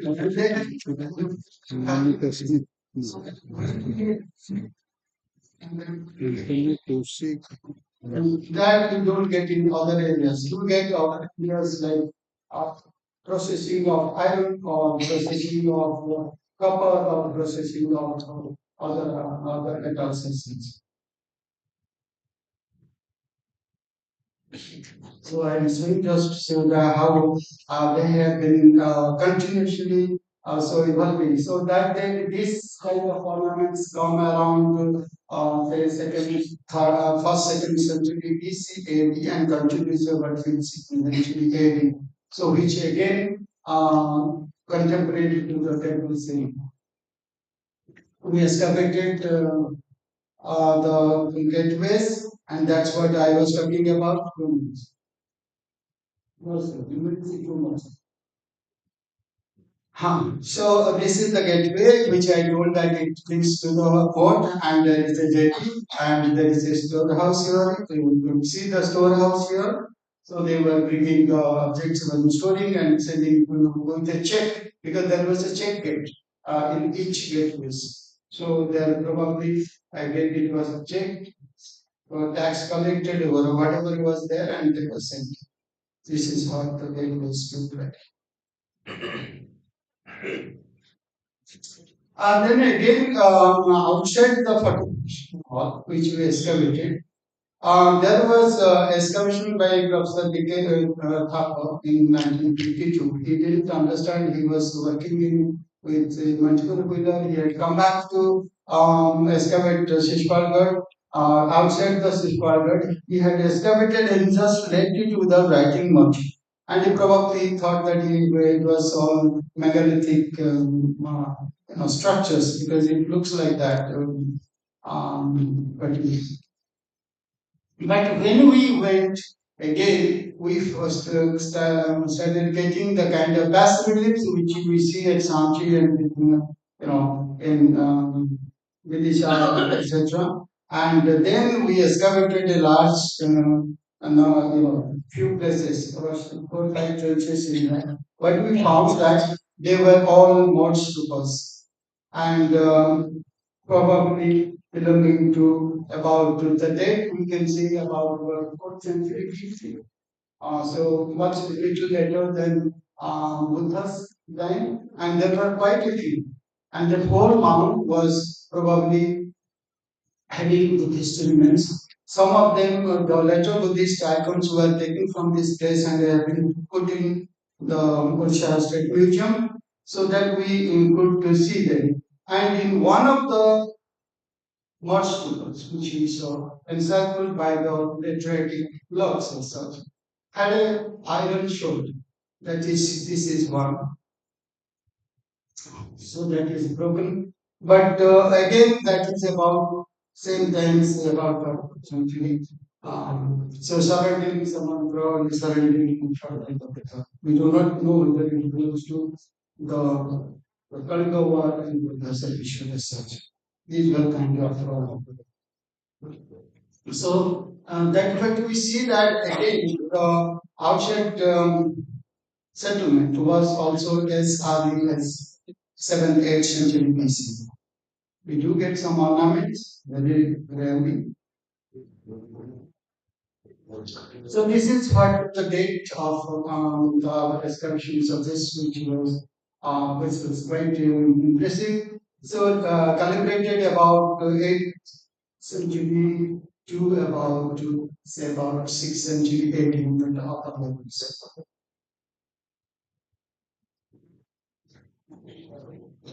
So the earlier dates which were dated, looking into the inscriptions, etc., Kishore told. Now we have established that the cities were already well established at least 500 years before the Ashoka dared to conquer. So that the administrative system, the people, their valor, their way of looking into the world, and everything was known to the people because some of the objects like videos, precious stones, we believe they are not in good quantity, was coming from the Deccan, and other objects like iron objects, etc., have was had some kind of connections with other parts of the country.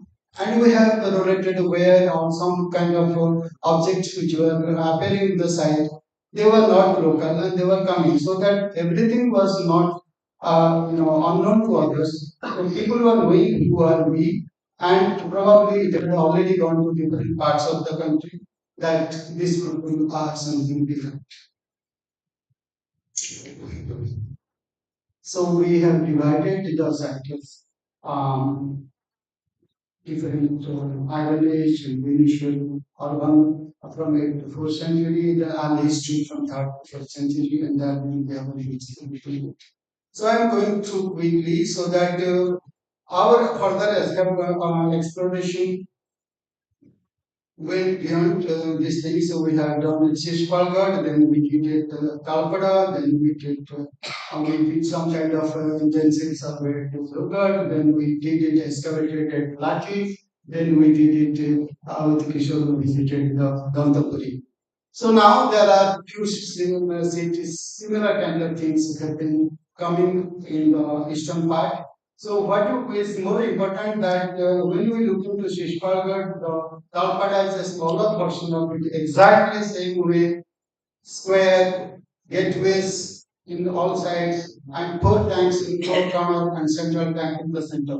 Same thing happens with Lathi also, it's next to Parampur. Exactly same. And Lathi and the Talpada are exactly in the, like they have been drawn on the drawing board. They are 560 meters in one side, both of them. Both have got gateways at the same similar size, and so that even you can see that the whole territory was properly looked by what someone told democratic way of understanding the resources and giving the distribution of the produce so that they were looked after equally in all parts. So this is what we did exactly similar kind of architecture we created Talpada, similar kind of ceramic in all the places. This is second launching, we excavated that and we have the similar kind of objects. Then this is what our team proposed and as I told you that we had funding from different agencies and different organizations participated to thank you very much for listening.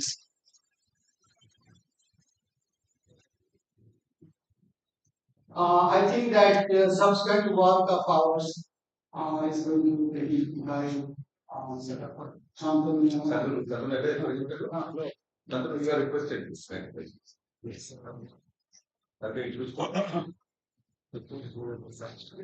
Yes, Dr. Santanu Vaidya, Assistant Professor, Deccan College, Postgraduate and Research Institute. He had done his PhD under Professor Ravi Bhanti, and Santanu has been actively associated with various sites in Odisha. In fact, Santanu is the main excavator at Bongo Heritage, which Professor Ravi Bhanti and myself we excavated together. And we had very, I will tell you on at an informal this thing, our experience of carrying this skeletal remains. I mean, that is an aspect I think we can write separately. Nothing other. Anyway, I have great respect for Dr. Santul Vaidya is a scholar. He's young, but he is a very sound scholar. Now, I think he has to take up from what Professor Ravimanti said.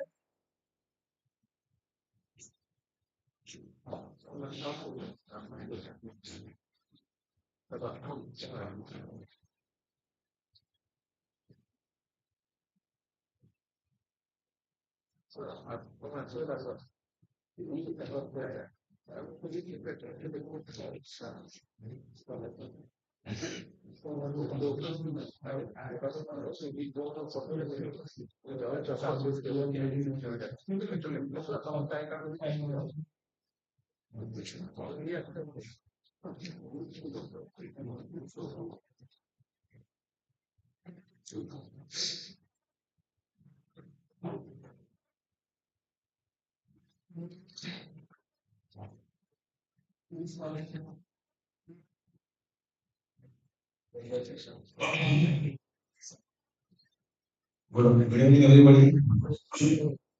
And at the outset, I would thank the organizers, Odisha History Congress and Revolution Unity for incorporating my small talk in this. And also, I would like to thank Professor Kishore Basa for the very generous introduction. And definitely, Hargrajpur Banga has been a very important part of my life, and we spent nice time. And I could learn too many things because I was I could say 24 hours in the company of two people, Professor Basa and Professor Mahanti, for more than 2 months, and that gives a very good learning experience. So I will just continue ahead of what my guide Professor Mohanty has just spoken about. So he spoke about the investigations carried out at Shishupalgarh and then Talpada and then Lathi, and then when all this work was being done at that time, but this is a collaborative thing in between. There are the names of the people, but then they are not being seen. So it is a collaborative effort by Professor Mohanty, Professor Monica Smith, myself, and also P.P. Jogrekar, Jayendra Jogrekar, and one student of Ravenshaw, Punil Kumar Behra, and two students of Deccan College, Soumya Sri Maharana and Rahul Verma. So now what we did is revisiting Gorgas and further excavations. So these many sites which are there, you can see there are explored sites in the Khurda district, some of them in the Puri district also. Very importantly, that these explorations were started somewhere around 2011 when the Golbai Sasan was revisited by our team. And after this, all these greater exploration, majority of the credit to explore new sites goes to Dr. Anand Behra, also of the Utkal University, who is also sitting over here. So he is a very hardcore explorer who explores a lot of sites. And what we can see is that the early farming communities or the early settlers of sedentary life, they occupied such locations where the lateritic outcrop in the vicinity, and then there is on the verge of lateritic outcrop and away from the swamps. So this they had these sandy deposits like these lateritic outcrops where these sandy accumulations were being done because of the riverine or other fluvial activity. On the top of these, to save themselves from flood, they used to occupy this. So therefore, they had very good access to lateritic outcrop, which lateritic muru or gravel they used in their constructions and all those things. Whereas the other area was very much abundant in wild rice, and then it took up to rice cultivation also, and then it was also very good. There were away from there we can see there are a lot of pasture land or pata land as they are called locally. So it became very important region for early farming communities. So when Golbai Sasan was again revisited, now it was excavated by B.K. Sinha, very nicely excavated in 1990s. But then again a re-examination was being done by taking a section scraping for collecting material for especially for dating as well as to collect some archaeobotanical samples. We could come across similarly, can see some dolerite edges and as well as some bone artifacts. And from the lowermost level, cord impressed ware, and we also came across the porphyritic ware. So it gave the idea that at Golbai Sasan there is presence of what we can say the proper early farming community of the Neolithic, as well as we have the presence of black and red ware in the uppermost levels at Golba Sasan, and therefore when B.K. Sinha he excavated, he termed the uppermost level as the Pharaoh Chalcolithic, or he called it as coming introduction of Iron Age. That is what he claimed in his writings. And this is from the ASI collection, the Golbai Sasan. So these are the boat tools. So this is what he called as osteochalcolithic. Why? Because a lot of boat tools they were found from Golbai Sasan. Now similar artifacts, I'm showing this because similar artifacts we found in our further excavations also. Another site taken up for during excavation during this time was Ostapur. Now this is again in Khurda district and very close to Bagamari. And over here also we come across similar occupational level of the Chalcolithic level, and where till the lowermost level the excavation was being conducted, and we see that there is a series of these floor levels where the silty deposit of the floor, and then we can see the ashy patches, and then again there is silty deposit of the floor and the ashy patches, so which shows that episodic construction of houses was being done at the same place. Now, similar was found even at Hadrashpur Bangla, where a lot of very beautiful circular floors were also unearthed. And now, this is what we get from the Neolithic Chalcolithic pottery from Dirtihuda. If we compare it with similar pottery, is also found from Ostapur. This is published by Dirtihuda and the excavators. And this is now what the edges which and shoulder tags which was found in the excavation at Golbai by B.K. Sinha. So now these all this material we get all this material in the further excavations also which we conducted. Similar as I showed the material from Golbai Sasan. Similarly from Ostapur we also found a bone tool and antler which was most probably used as a digging tool.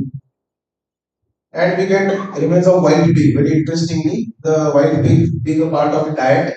Now, it throws a light on the surroundings also of the environment in which the people were staying in those days. And we get marine remains, especially ray fish bones have been found from Ostapur beach. In the excavation that Golbas Hasan in the writings of D.K. Sinha, he has mentioned that the Chalcolithic people of Odisha might be the first people who might have been access to the open sea. And then when we excavate at such other sites like Ostapur, we have seen that we also come across marine animal remains, which further testifies his claim. So it shows us the contact of people in the hinterland to the sea coast, which is somewhere around 50, 60 kilometers or more than that. So all these things gave us an idea that the early farming communities were not only establishing their settlements for exploiting or utilizing surroundings for cultivation or organized cultivation or for animal husbandry, but they were also using the same sites, and they were moving towards other resources areas like the sea coast. Now, over here we can see there is also marine oyster, and then also we can see the turtle. So these things which were being exploited by people right from Chalcolithic period. And then further, I took up one more site for excavation, which is very close to Golbai Sasan. You can see here, Golbai Sasan on the bank of Mandakini or Malavani. And very close to it is the village Kanchilo, where there is site mount known as Asur Deep locally. Again, this mount was first reported by Anam Behra, and then we visited it together. And then we took up for excavation in the year 2019-20. So this was the mount and the trenches which we laid on the mount. And some interesting findings from the site is that we came across one firing activity. Rather, you can see the collapsed wall, terracotta walls, and the entire red surface over here. And then this was given a very nice stone paved bedding or some kind of foundation, and it was being laid over here. So this was most probably some kind of a furnace, but this is some open air furnace. So most probably for pottery firing, what we can say, because a lot of potsherds, lot of half pots or broken pots were also found from this area. And then above this, if you look at a deposit in the entire section over here, this is the post abandonment phenomenon where the site is got covered with lot of greater deposit. Now, definitely this deposit is having all the post depositional remains. So it gave us a lot of antiquities. So this is towards the end of the occupation at the site. And then when we went excavating further below, we can see that there is again the floor levels, successive floor levels of occupation. At lowermost level, we came across very nice structures like this. Now, we came across circular floor with post holes. You can see over here in the arrangement. Similar post holes were also found from Haridashpur, Banga.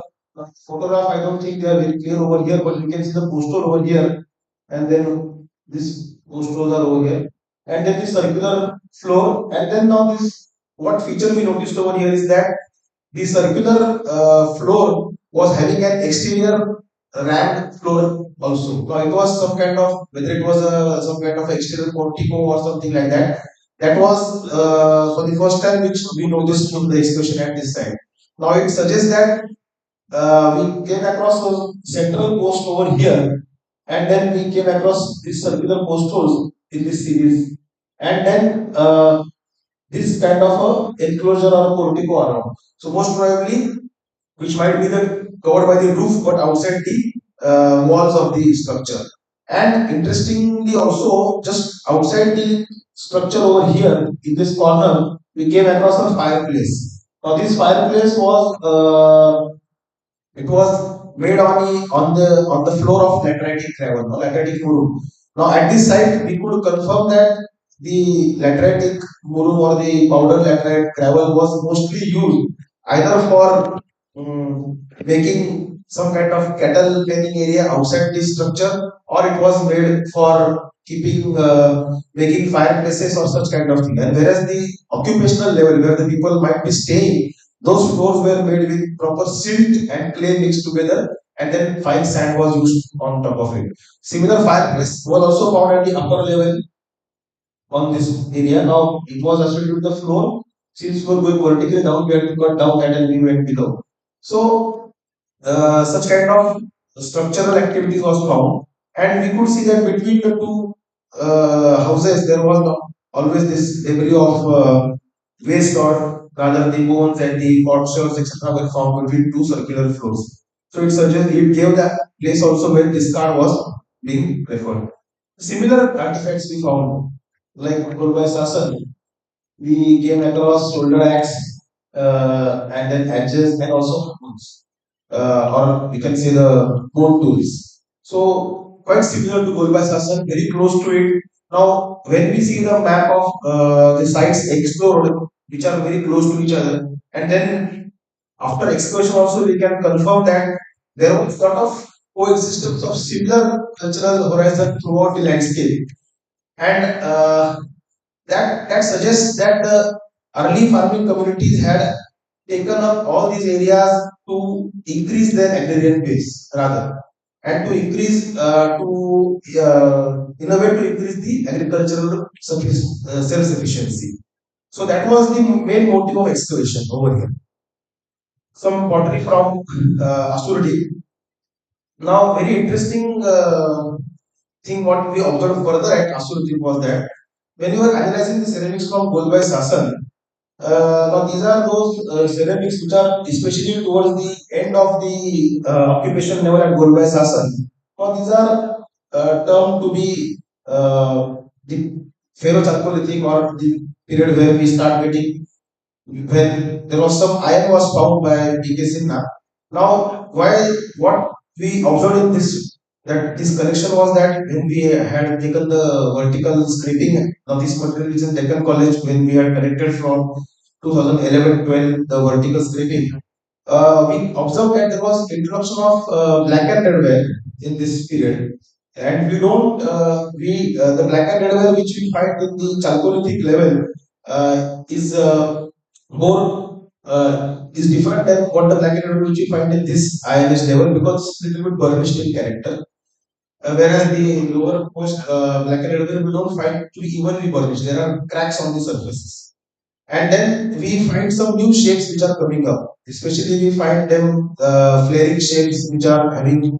Then we find some bowls which we don't get in the chalcolithic level as such. Now, similar shapes were also found in Asurdi when we excavated. Now we don't find any presence of an iron object over there. Neither, to be very frank, presence of iron was very meager even at Golbai Sasan, and people might have not learned the technique of spreading iron also, but they might have accidentally got iron from the working of lateritic.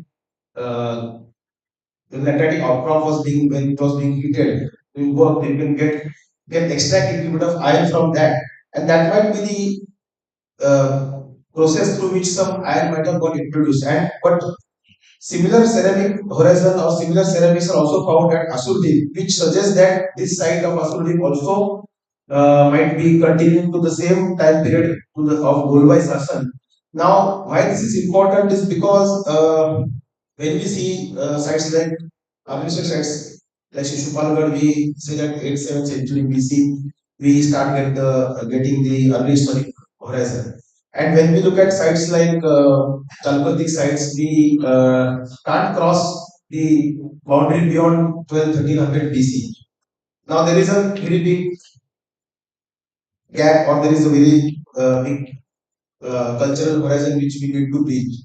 Now, what idea this site has given to us is that there is a time period, there is a horizon, there is a cultural period where there is occupation, there might not be presence of abundance of iron, but we have to search for such similar sites which continue most probably towards the beginning of the first millennium BC also. And so we get some new types over here from Asurti, especially when we look at such types. Now these types will concentrated in flaring rings. Now these are more peculiar, even this one, more peculiar to the Iron Age and not more typical to the Chalcolithic levels. Now, those they have been identified as being associated with Chalcolithic. Why? Because the presence of Chalcolithic ceramic is over here. It's not typically Iron Age, but this is beginning of some shapes which continue later into the Iron Age. And on based on this, we went further to excavate at Kankai Kuda. So on the banks of Chilka, now Kankai Kuda is also was reported by Nilumani Mehra and Dr. Anand Mehra. Now this site on the banks of Chilka, very much you can see over here, just on the banks of Chilka. Another site very close to it, Gauran Patna, was excavated by Professor Basa, Professor Mohanty in 2015. So when we went to Kankai Kuda, the site was divided into two. Site had two mounds, and the western one and the eastern one. And both these mounds had considerable occupation or habitational remains. So we conducted some pre-excavation surveys, and we took one trial trench on the western side of the mound, and then on the top of the western mound over here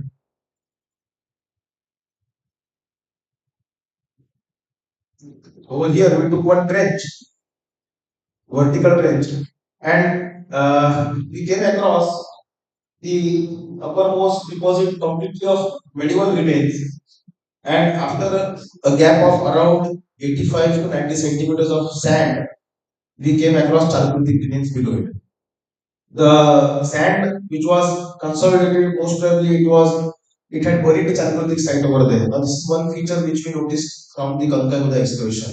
And so we went down till the natural soil, and till this level we can see there was occupation of Chalcolithic over here. Now, this site also gave us some idea about the Chilka Lake and its formation, most probably because these deposits go below the present level of Chilka.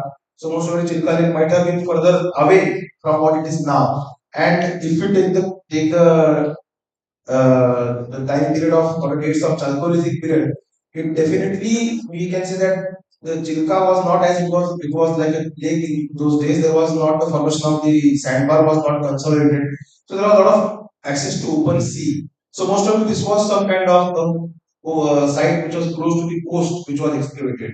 So again, this further brought out one more aspect of the early farming communities that they had exploited even the coastlands, and sites were exactly located on the coastland. So when we call them only early farming communities or early agricultural communities, I think we should also call them as early food producing communities because a lot of fish remains have been found from here. So what fish remains we get in the hinterland like marine fish etc. They might be the settlements which are there on the coastland. Cross shark bones also from here and also other marine fish remains. So that suggests that Chalcolithic people definitely occupied the present day banks of Chilka in those days, most probably near the coastland, and there were sites. So it in fact introduced some new dimension into our research that we have to look further on the Chilka, on the banks of Chilka, as well as in the present day Ganjam district. And so this is from the excursion at Kankaiguda. So where we get such cod impressed or this cod impressed is little bit different than what we get in Khurda region and in Cuttack region or this area. And we lot of it can be compared with the sites from present day Srikakulam and Vishakhapatnam also. So which suggests that there is a lot of cultural continuity towards the towards present day Andhra Pradesh. And even in the another mound where they exploited for where early historic pottery was found, why it was interesting is that because we came across one uh, well and which was filled by all later material, but around that we can see that and another trench we came across the knocked and then we also found a pre-knocked horizon. This was the pre-knocked horizon was actually if we are looking into the remains of the period of say 1000 BC to 800 BC or 1200 BC to 800 BC. This horizon is very important for that, which we came across. And in this slide, you can see the ceramics in the upper two rows is going into the lowermost level of Shishupalgarh, whereas the lower two rows is collaborating with the upper layers of Shishupalgarh. So what this shows that over here we have the presence of the entire series of Shishupalgarh, and plus we have some horizon where we have shapes which are not found, especially at Shishupalgarh, but we get. So this was the horizon where we found circular, rather uh, clay platform and in the pre-Knockdown level, and we came across huge number of iron slags. The entire area was black, and such iron slags were collected. And this kind of pottery, black and red ware, was found from there. Now, this is again going to the.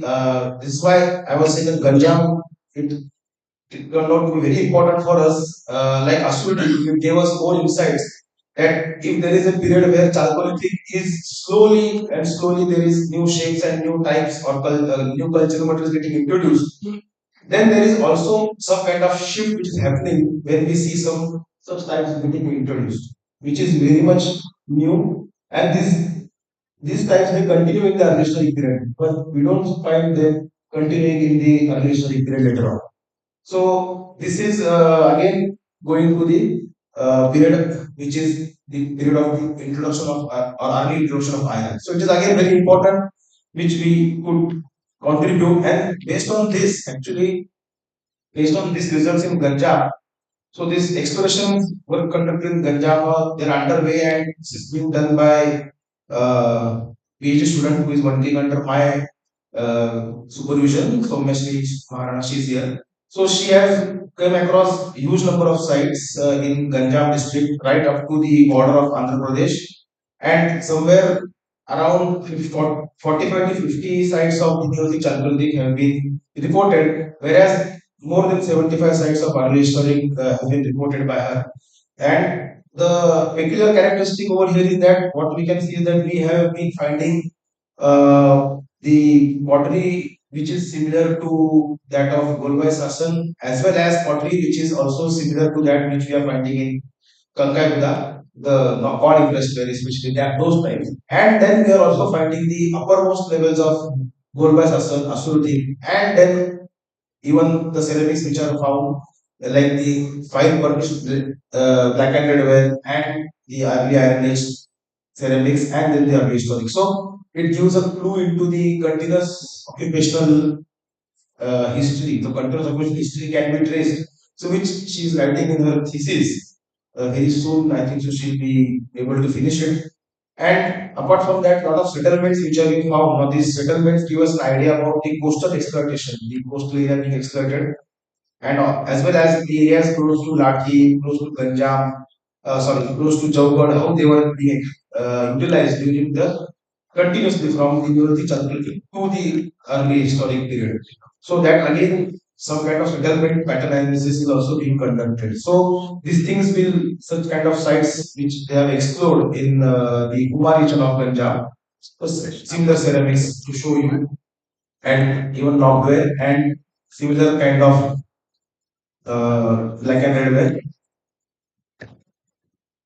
So, so very shortly, I tried to give this presentation to show our work, what is being conducted, and I would like to sincerely thank the organizers and the audience as well as people listed over here for cooperating with our research so far. Thank you. There is certain part of it, like the prehistoric investigations also, which we have conducted, but it is scheduled tomorrow morning. So the speaker, Jailo Jogulekar, he is actually in Tripura, so I will be presenting on his behalf. We got for some interview over there. Thank you. Uh, sir, next is Susan sir and Assis. Then we have two presentations by Kaushik and Rajat sir. Yes. Asad, apna. Wait a minute. Thank you. Thank you.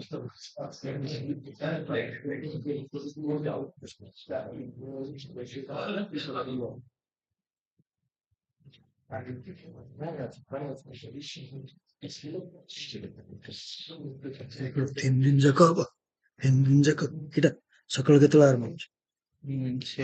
କାଲି 9:30 ହଉଛି ଦେଖି ଦେଖି day 2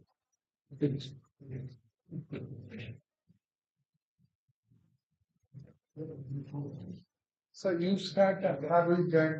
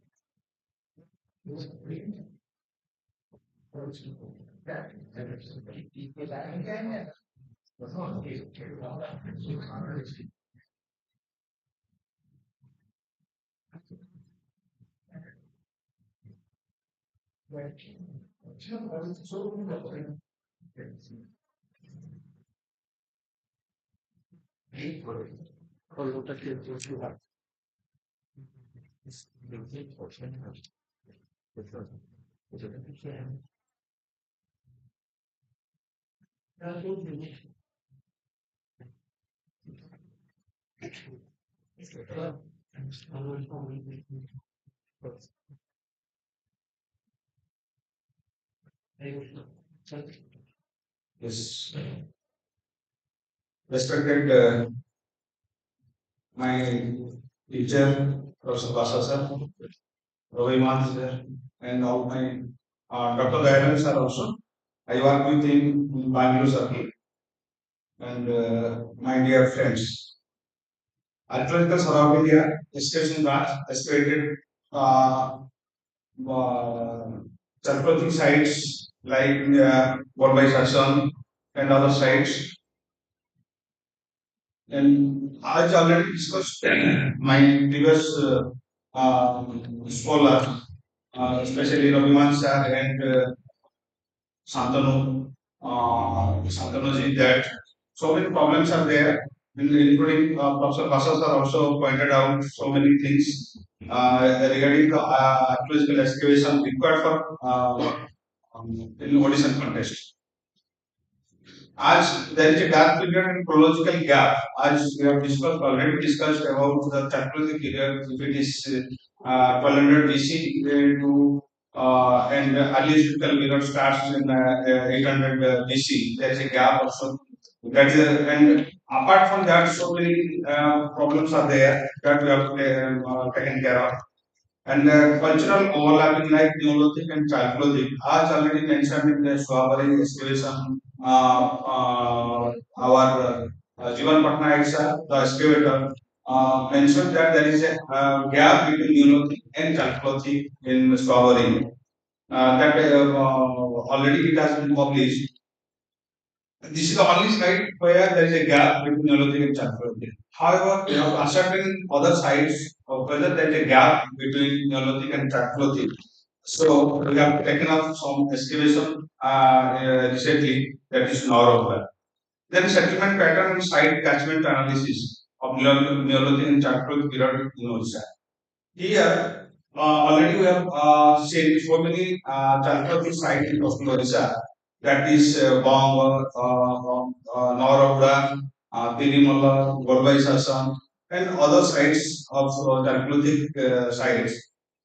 Almost all the sites mounds are in circular in shape. Almost all the mounds are circular in shape, and that is within the paddy field or within the paddy field, near to the outcrop of laterite outcrop. Here we have to see whether it is a natural mound. The Chalcolithic people came and established their settlement there. Whether they have converted that area as a mound, because in rainy season, all around that mound you will find always rainwaters, and that is paddy fields. So that is the settlement pattern. How the mounds are always circular in that context. And natural mound, they have settled their settlement in natural mode or artificial mode.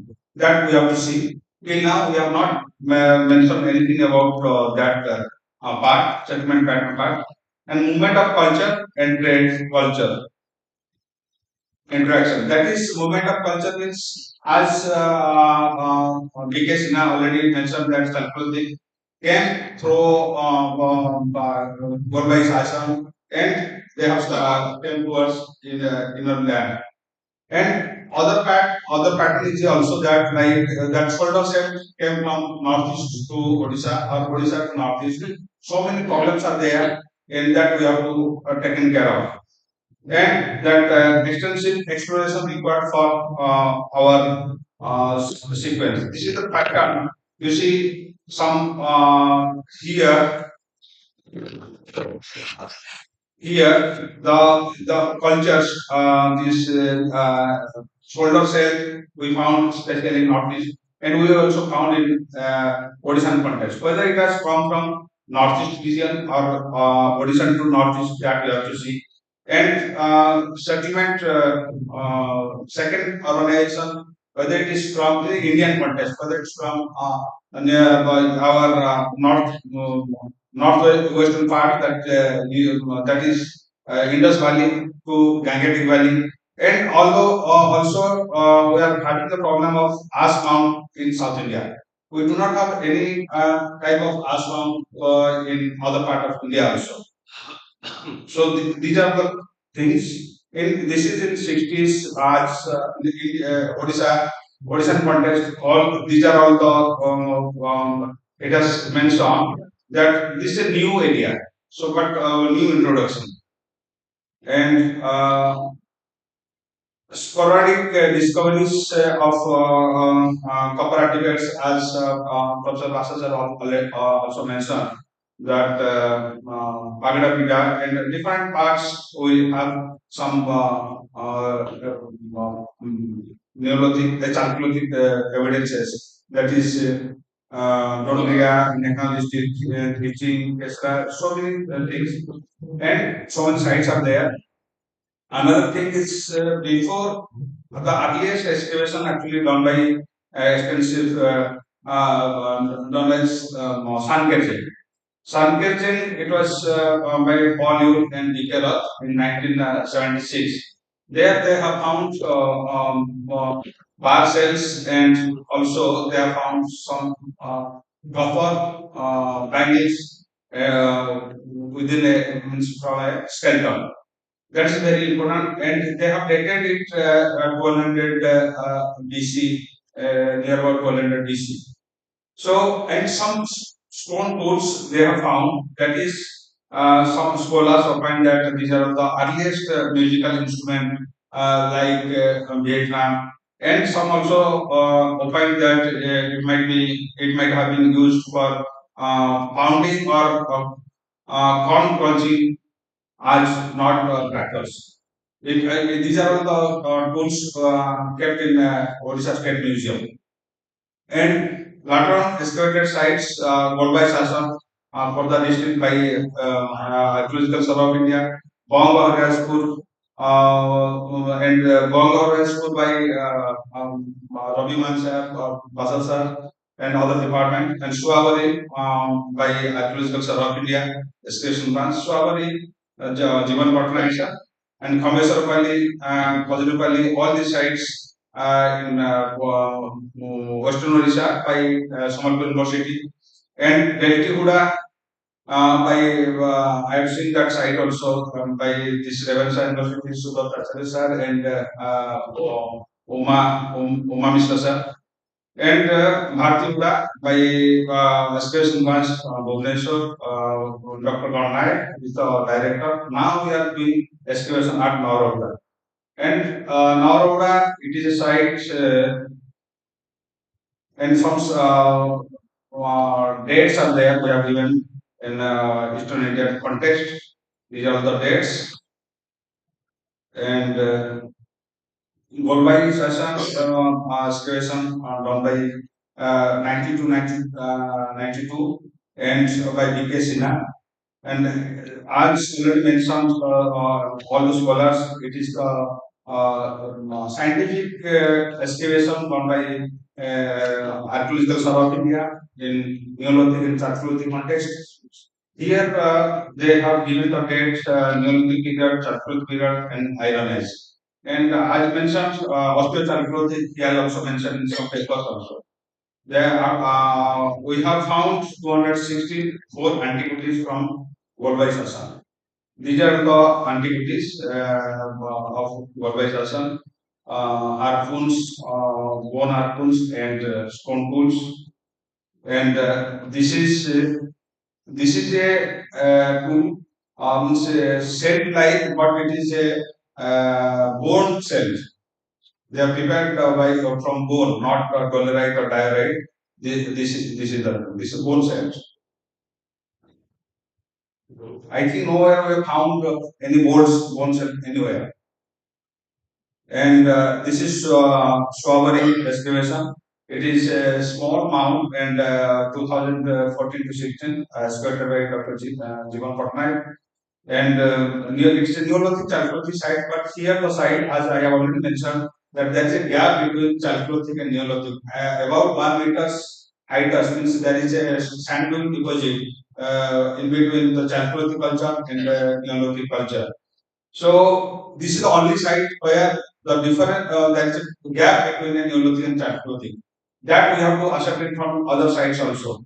So we have taken off this is the excavation of section drawing. This is the highest part, and this is Neolithic and this is Chalcolithic period. These are the tools, different types of tools. These are stone tools, and these are copper tools.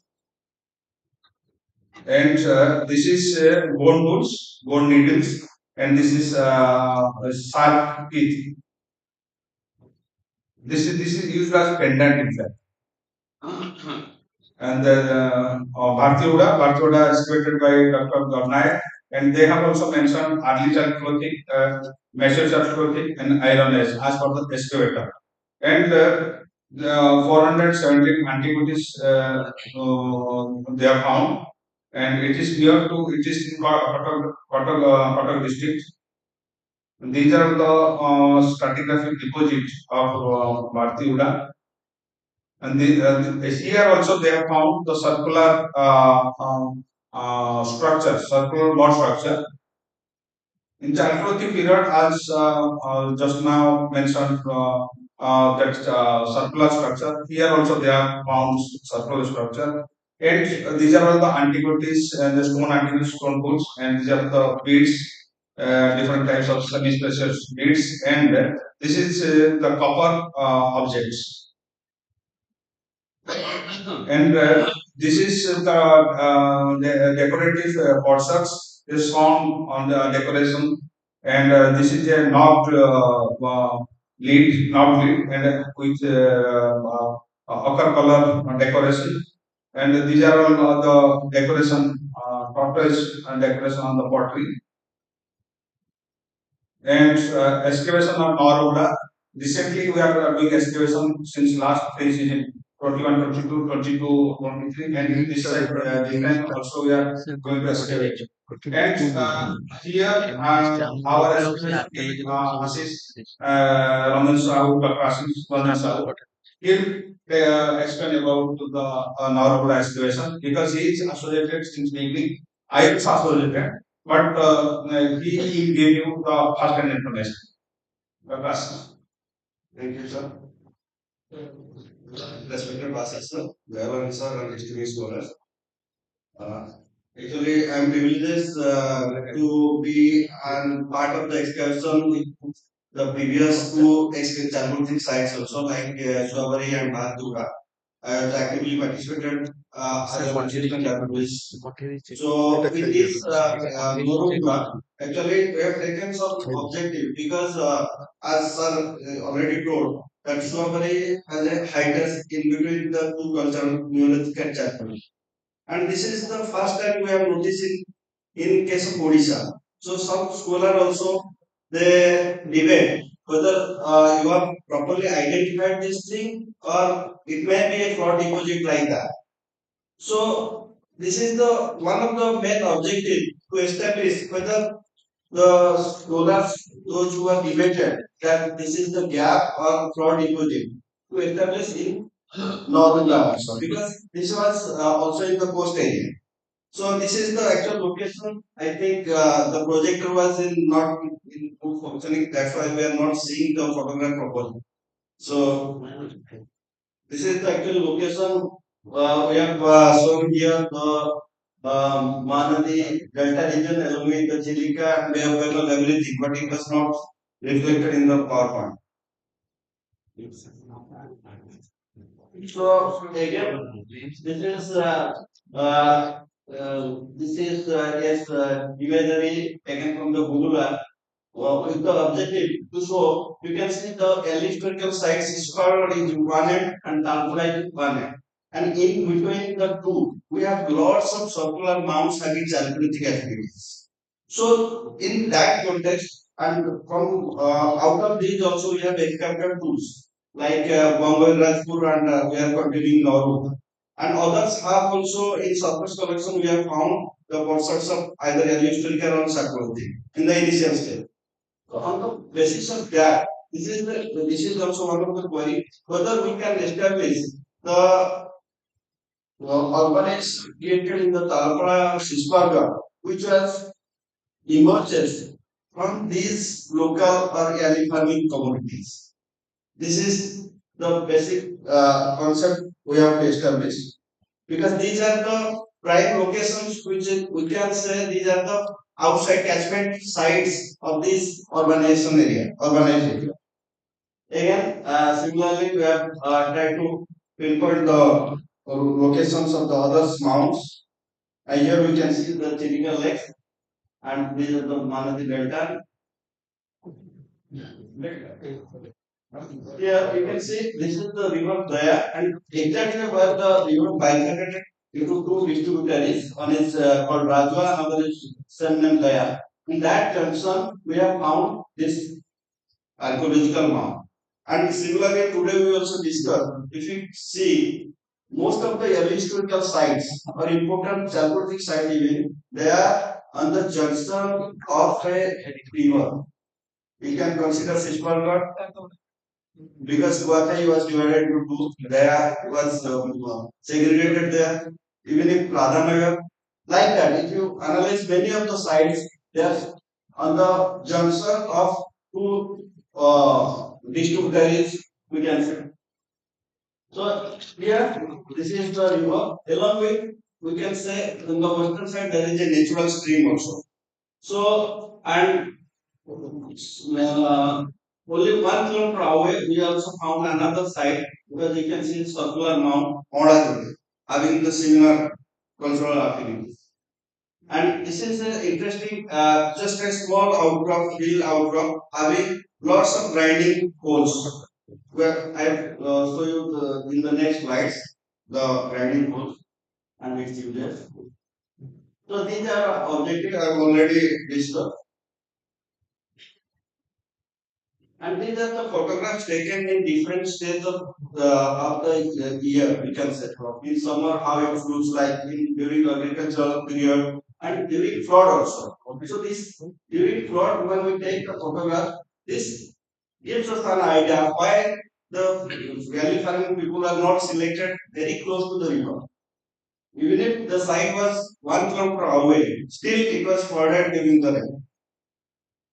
So, and you can see it was out of the mass as already Professor mentioned.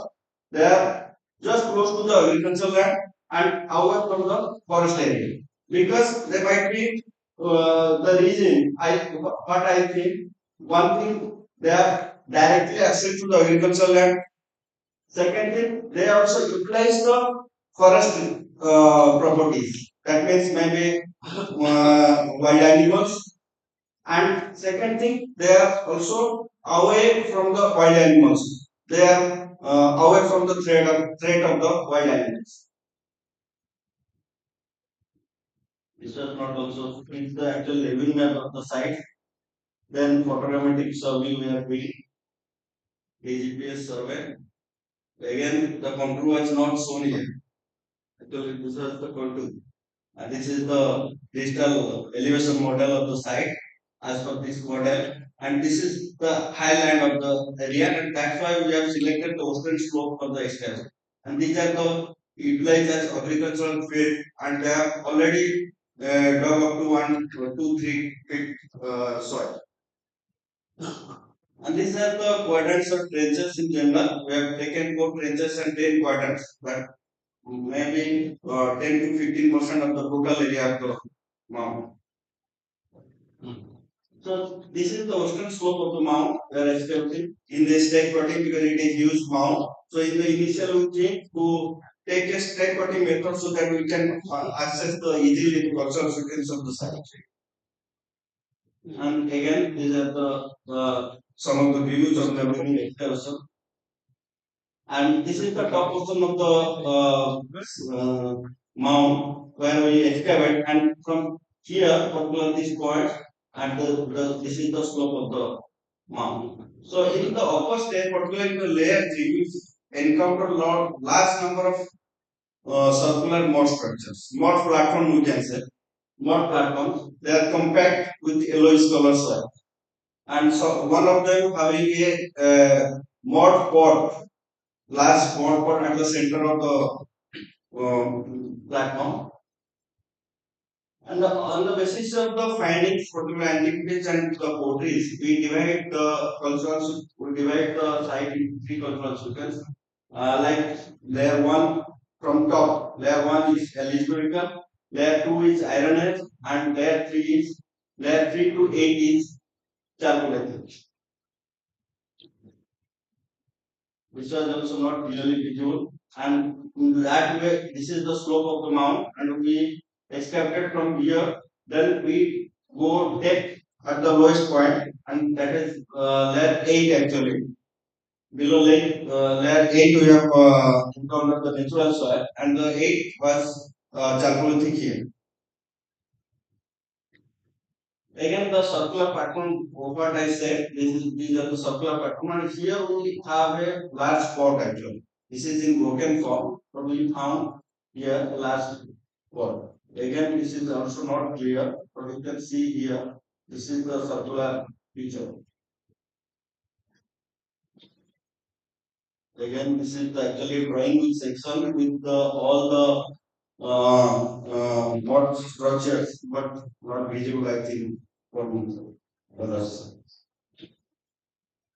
On the basis of poetry, also we try to classify this cultural period, because if we see the layer 1 having only the red ware and grey wares, whereas in layer 2 the red ware and grey ware is decreases, and the dull red ware, thick coarse dull red ware increases very.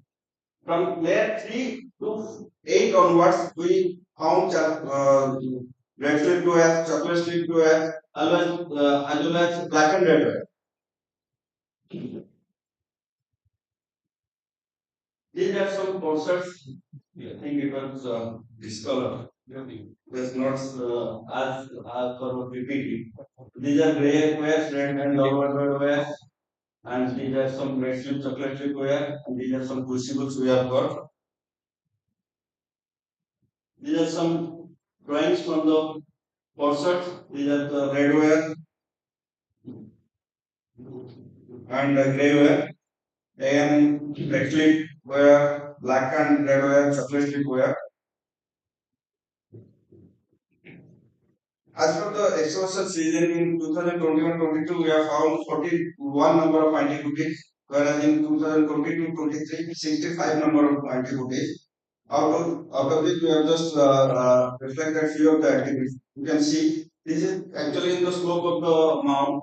In the layer 1 itself, sorry, means it was the layer 5 of the mound. And it is in the slope, but it is the layer 5 of the mound. So it is diagnostic, we can say find a cell here. Along with we found also some polish stones and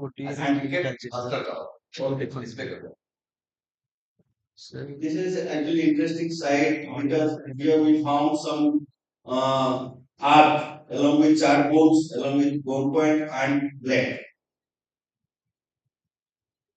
These are some brownstone tools. And this is a typical finding of this site. Here we found a sand, actually you can say sand, looks like sand, but material was changes to iron. This is unique, perhaps only one in case of Indian context, I think. These are some low points.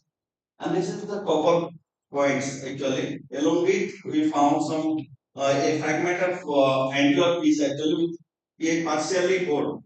And this we experimented and it was fixed. We can assume that these copper points are used for the moving of these anglers. These are some semi-precious loads as already discussed. The material track, as in the problems we are also discussing, that there are cultural interactions or traits. So generally in coastal belt we have no source of dolomites, diorites or semi-precious stones. Then in that period means 2000 BC or 1200 to 2000 BC period particularly if we take tentative that period, how these materials are travel from western or any other way. This is also we have to think. These are some sling balls, glass bangles, gamesman. These are other activities. These are some questions we are try swimming and boat swimming we are doing. There's some training to the students of Utkal, anthropology, archaeology, including Sambhalpur University, and some of the in-service candidate also. And these are some ethno-archaeological study we are doing for pottery analysis. Besides that, we are also survey surrounding mounds for knowing the nature of the area. This is the Golbai Sassan, Oladori, exploring. And this is the Parvatumunda what I have told earlier. These are some of the grinding words. Even if today some cowherds, the people, those who are just moving in the agriculture, they are generally what happen, they take the raw paddy and grind in their stick and take जो हमको rice from it, from separate the rice and then eat for immediate relief of hunger. So this is the tradition still they are continuing, but we have to establish whether they are for grinding or pounding something else or polishing of stones.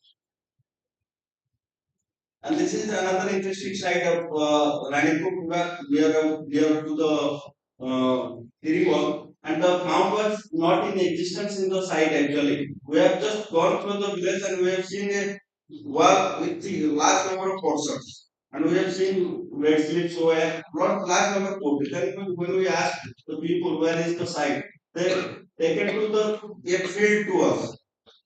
And the mound becomes now a agricultural field. So thank you.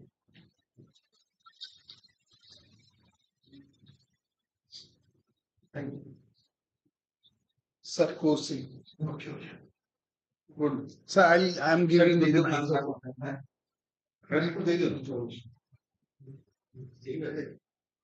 Thank you, Assis. It's a very interesting presentation. Onami here. Onami is the source of excavation of so many sites. When he's a person who has explored so many things.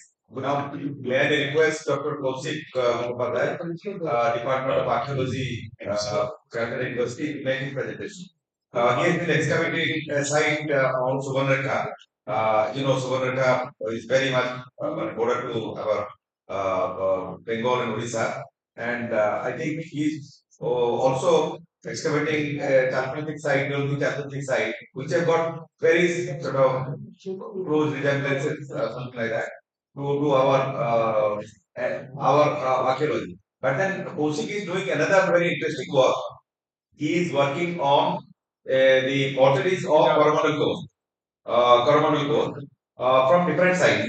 He has also visited Myanmar also, and he finds that there is similarity of Myanmar pottery along with Coromandel Coast pottery. So I'm not sure he will not make a presentation on that, the Coromandel Coast pottery with manual pottery. But I think that is what your research scholars should know. Who are the people working in various parts of the country which have got relevance to Odisha archaeology? Thank you. Kaushik, it is your floor now. Incidentally, Kaushik has done PhD at that. Thank you, sir. And I have finally got a certificate now also. Just to look at it. So, I think just give me a minute so that I can change the background of it. Otherwise, you will not listen to it. And I initially, before I begin, I will try to keep my presentation within 15 minutes. That's what was told to me by Professor Mahapavisha. And I begin by thanking the chairperson, my teacher, Professor Vimahanti, my teacher, Professor Kishore Basa, Umada, or Dr. Professor Mahapavisha, and all the august audience here. So, what I would try to do is, we have been listening to the excavation reports and very interesting excavation reports by pioneer scholars. But what I will try to do is to problematize and have a theoretical understanding of what I would like to focus upon are the questions of connectivity. So we are looking at objects which are quite similar in nature. And here I will try to break down the modern connotations of states as Odisha, West Bengal, or even Myanmar, and call this region, as has been mentioned by some modern historians, as the northern Bay of Bengal region. So that moves straight from somewhere just from the Mahanadi Delta right across the Bay of Bengal into what is called the lower Myanmar. Now, just give me a minute. I will just change my format because I was not aware that this problem would crop up. So maybe I will just do this. It should work. At least. Yes, I think this is better.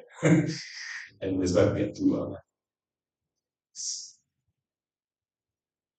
So this paper deals with the problem of understanding cultural connectivity in the northern Bengal region, particularly Odisha, West Bengal, Bangladesh, and Myanmar, between 1000 BC to 3rd century CE. Now, these connectivities are related to historical processes such as we have seen in the morning, from modern urbanization, trade, and also evolving religious ideologies. The written records, both textual and inscribed, they speak of regions and sub-regions within this, what I call NBBR. But these territories, within quotation marks, were not static entities. Therefore, there was always the scope for admixture and transmission of ideas through migration, diffusion, or network interaction.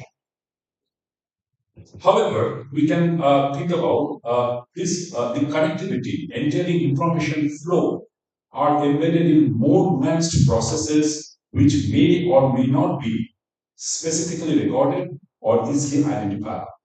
However, what one can also try to understand is the circulation of this information flow within a kind of an interaction framework. And this circulation emerged from the protohistoric period onwards, beginning with the establishment of the protohistoric communities along the coast. This ensured knowledge regarding fishing, maybe boat making, which was suitable to marine and coastal environments.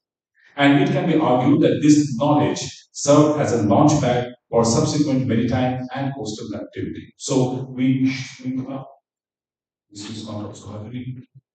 Yes, so the maps again are not visible, but we can see some of the pots. So these are from West Bengal, similar looking black and red ware pottery. But I would argue that the artifacts that we have seen, the harpoons, for example, the shoulder cells, they are also present in sites along the coastal West Bengal. So it's not that they are only isolated, found in isolation in coastal Odisha, but we also get them in coastal West Bengal. And this I would entail in this paper. Therefore, I attempt to correlate the data from recent archaeological excavations. Again, it's not coming.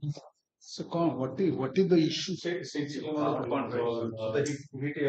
Yes. So in this paper, therefore, I attempt to correlate the data from recent archaeological excavations in Medipur district in West Bengal If you have seen the map, I think most of you know that Medipur district is just not adjoining the Balasore district as you enter Bengal, West Bengal, modern West Bengal from Odisha.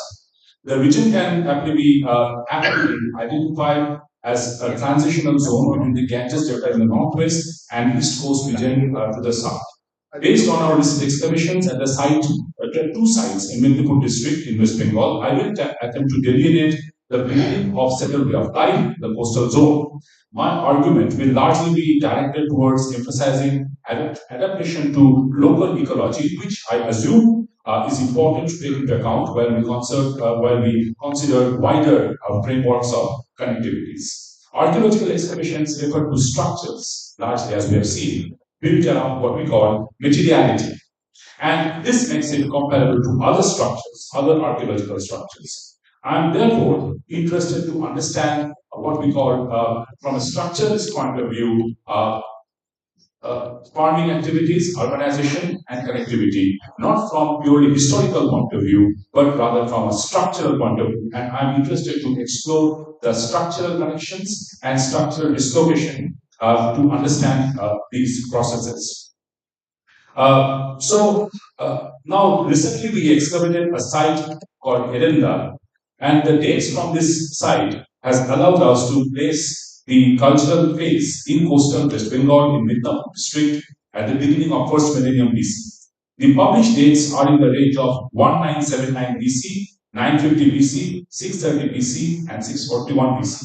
But very conservatively, I have accepted so far three dates, that's 950 BC, 630 BC, and 641 BC. 1979 BC, I have right now kept outside the ambit of argument because it does not fit with it doesn't go with the mean dates. But obviously, there is a possibility of going earlier. The material remains from these levels include mostly handmade, sturdy, and gritty pottery, the most prominent of those being the black and red ware, but in three different fabrics. And we have also explored into what we call the chain operator. So you don't study pottery from the form, rather you start studying it from the clay that you collect. You study the firing technique, you study the surface treatments, etc., etc. And based on that, we have seen that they were using two types of basically the inverted firing technique, but also double firing technique. And I will come back to why this is important to look into the chain operator rather than looking just at the pottery shapes for comparison of archaeological assemblages across different sites. Now here we have at this site of Edinburgh, the BRW is the most common group, about 38%, and the shapes are bowls and dishes, and also channel spouted bowls, and mostly that you get in other parts of West Bengal.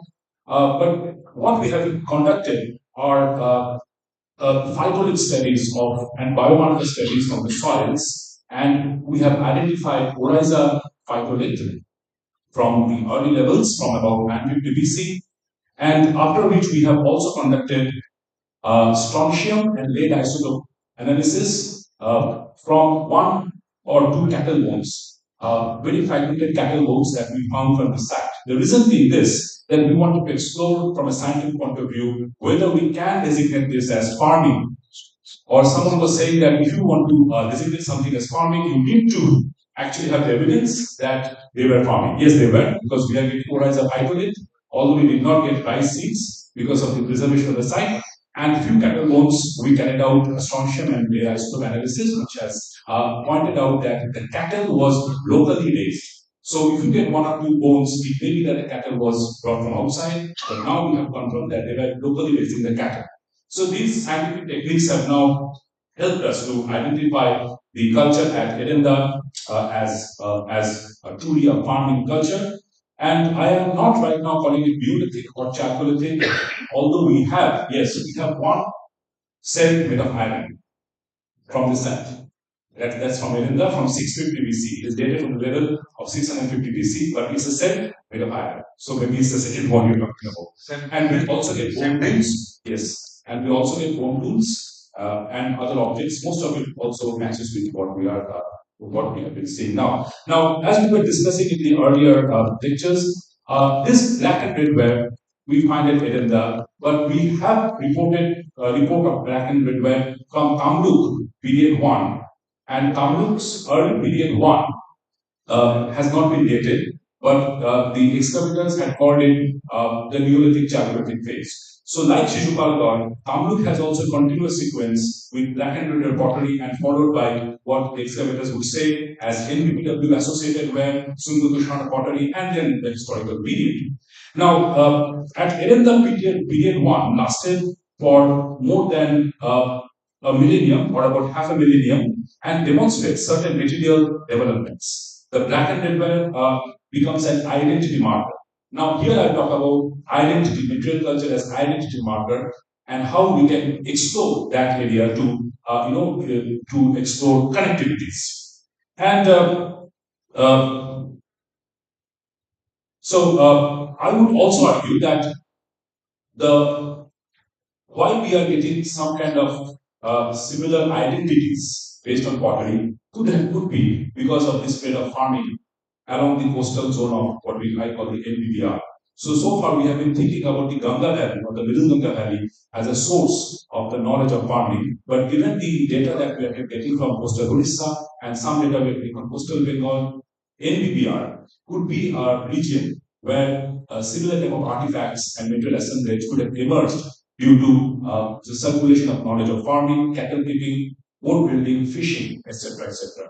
Even in Myanmar, they are getting the same data of there's a sudden change from the Neolithic to the later development and farming. They are also calling it the black and red ware phase, and they have also in their published reports talked about the black and red ware in Myanmar coming from India. But again, there's a problem which needs to be explored further. Now, following this phase, what I would now talk about is the onset of the early historic period in coastal Bengal, which is a problematic area. It is generally placed in the 3rd century BC, based on the occurrence of NBPW and so-called Mauryan terracotta figurines. The upper dates of the protohistoric phase at sites like Erenda may answer this issue. Which shows continued development in the 6th century, from the 6th century BC onwards. Although the NBPW levels have never been adequately dated in Lower Bengal, a date range of 4th century BC can be accepted. A visual examination of shards from sites like Kamluk indicates that high quality NBPW were probably imports. But it is from the 3rd and 2nd centuries BC that distinct identities are discernible, allowing us to examine interactions in the NBBR more closely. This is because regional identities through material culture manifests in other areas such as Odisha, Bangladesh, and also Myanmar. Large settlements appear on the landscape of these regions, which can be designated as cities. The cities are also named in contemporary inscriptions, which can be designated as inscriptions. In coastal West Bengal, the port of Tamradipti and Gange must have emerged during this time. However, although the actual mention can be securely placed only in the 1st millennium CE. Tamradipti was indeed a long-lived port, and because of its vantage location along the estuary, which connected it to the sea and also to northern India through present-day Delhi channel of the Ganges. The nature of urbanism in NPBR has similar features with large fortified settlements, as we have seen, along with moats. And obviously, there was an emergence of hierarchy of fortified settlements in Odisha, for instance, Radhanagar and Talpara, as we have seen, reverberating the urban ideas of Shishupal. We are talking about ideas which are being circulating now. In West Bengal, the sites of Chandraketugarh or Ganga or Kamluk or Tamradipti is equally complex and performing multiple functions. And also in Myanmar, we have these large fortified settlements known as the Pew cities developing around the same time. For Odisha, the identity of Kalinga as a geopolitical unit and its material manifestations of fortified cities, distinct building materials and ceramic styles centered on Mahanadi drainage can clearly be asserted. The cities here portray political power and stability. In Myanmar, the Pew cities possibly rose in the 2nd century BC and borrowed ideas of urbanism from South Asia. And these cities were fortified with great fortifications, and the ideology of the city was centered around what we call the cult of the dead, as manifested in the large number of burial urns.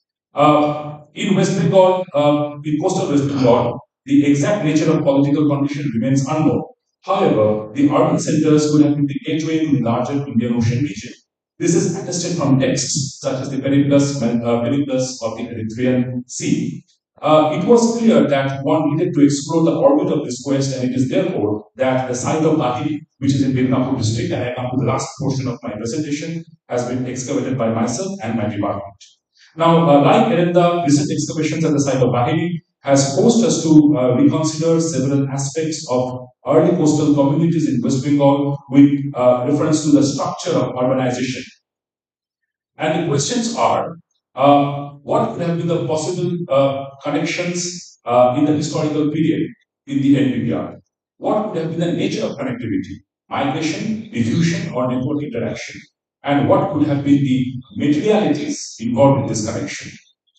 Now it is now becoming clear. So this is, you can see, again, the picture is not clear. So we took the method known as Harris matrix because we could, that's a simple context recording, which is also in practice with Shishupal, which helps us to date and understand sites better. At the present state of knowledge, we can point towards some similarities in pottery shapes from the sites discussed above.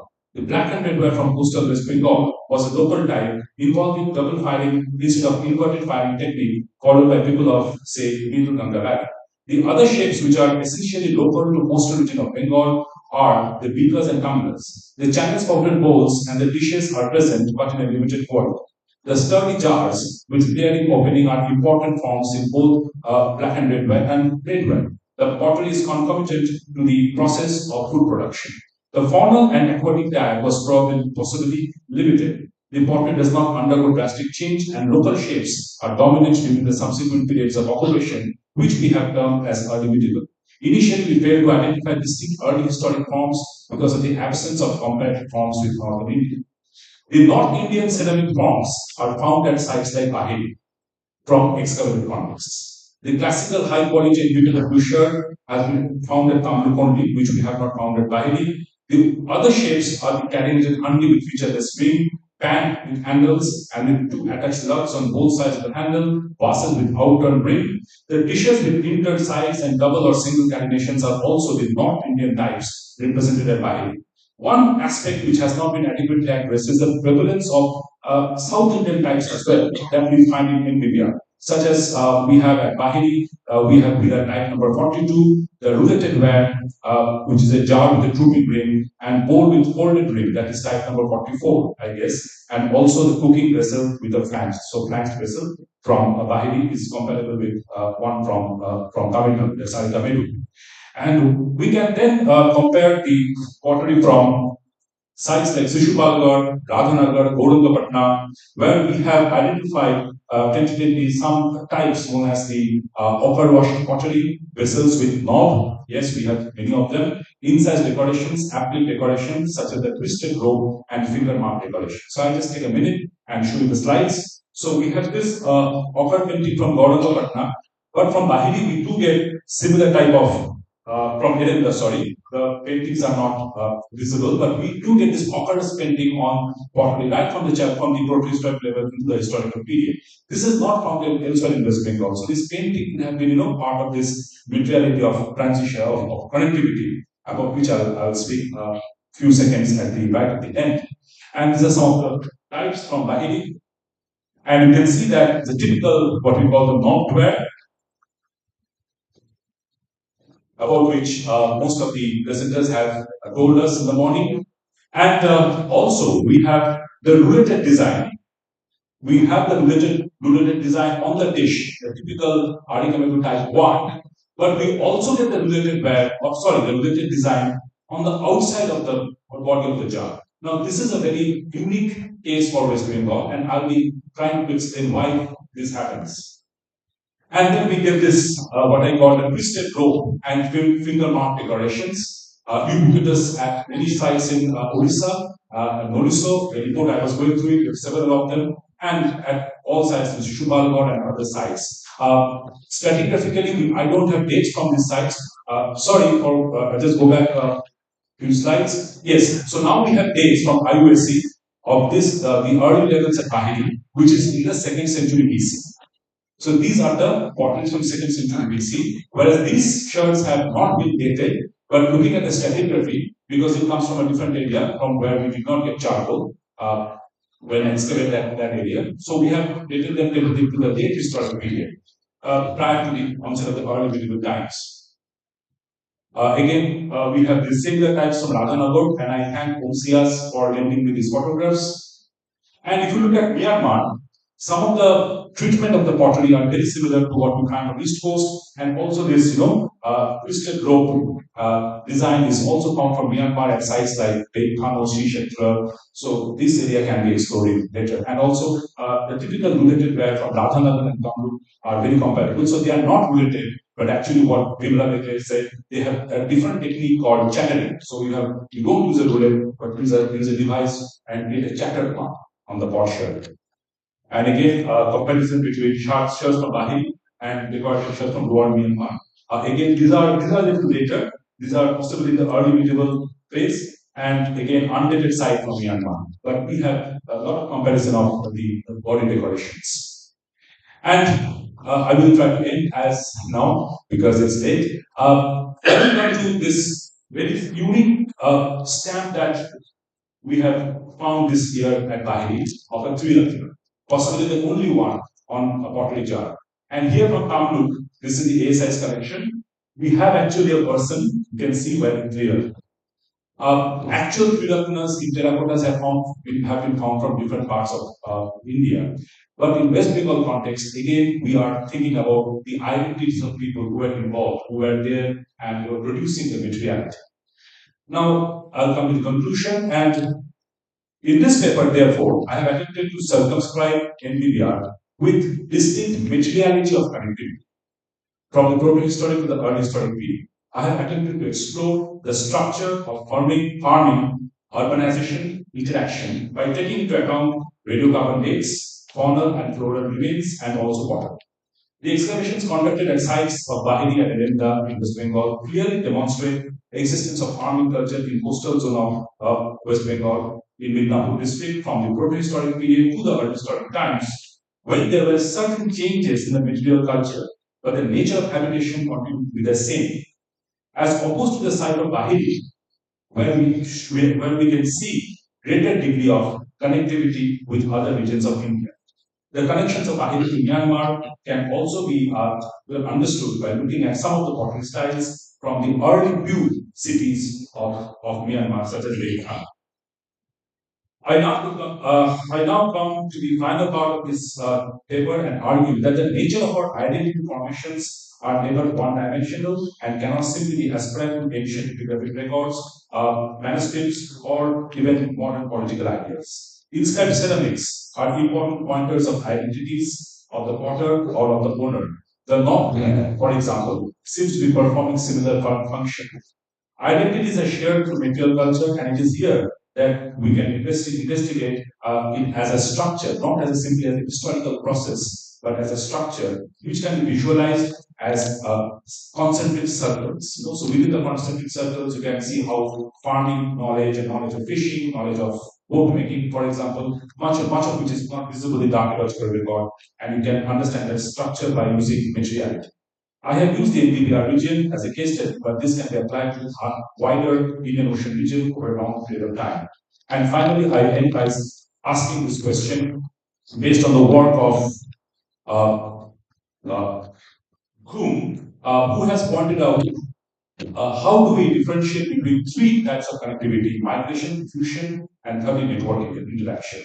So migration, it will lead to changes in all groups of ceramics. Diffusion, it will change the salient ceramic production technique. So it is talked about two types. One is called salient and one is resilient. Resilient is basically which deals with the motor habits, which is difficult to change. But salient ceramic production is about decoration, paintings, and other aspects which are performed by a group of potters and which can change with new groups joining in, and also presence of objects made with different techniques in all groups. And interaction, what we are looking at is possibly interaction. Migration maybe at the early level when we have we can notice what Kuhn has called as a resilient change in the way that there is a change in the motor habit from the handmade black and red ware to the wheel-made pottery. So there's a change in the resilient part of pottery making techniques. But afterwards, what we see are salient changes, which means that you can adopt certain decorations like roulated ware, the twisted rope, and finger mark designs, and in the wider India region. So we have two levels of connectivities, and this is an ongoing work. A lot of data needs to be processed through these theoretical questions, and also we are using some softwares to understand this, and maybe in future we will be able to tell you more about it. I'm really thankful for this patience, for your patience, and I hope to continue this work.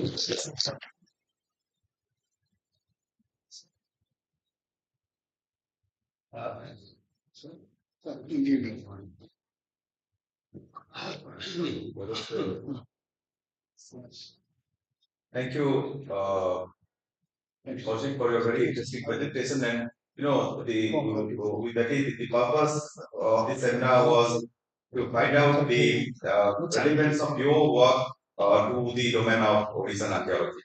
Now, may I request Dr. Rajat Sandhan, head of the Department of Archaeology, University of Calcutta, to make his presentation. Incidentally, Rajat is a very well-known epigraphist, and but you'll be speaking something relevant to Odisha. Rajat, please.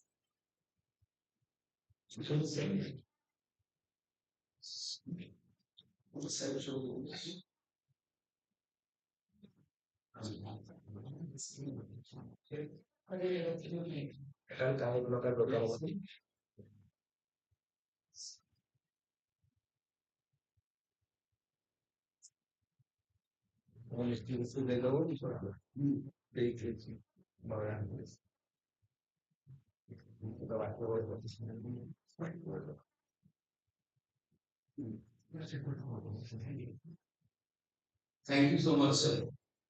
Honorable Chair, esteemed Sivasa and other senior archaeologists and students. Uh, I thank the History Department of Aberdeen University, specifically my good friend Umakant Krishna, for not only inviting me to share some of my thoughts on the issue of linkage, but also for kindly accommodating an essentially anachronistic paper on a panel which is focusing on early farming and early history.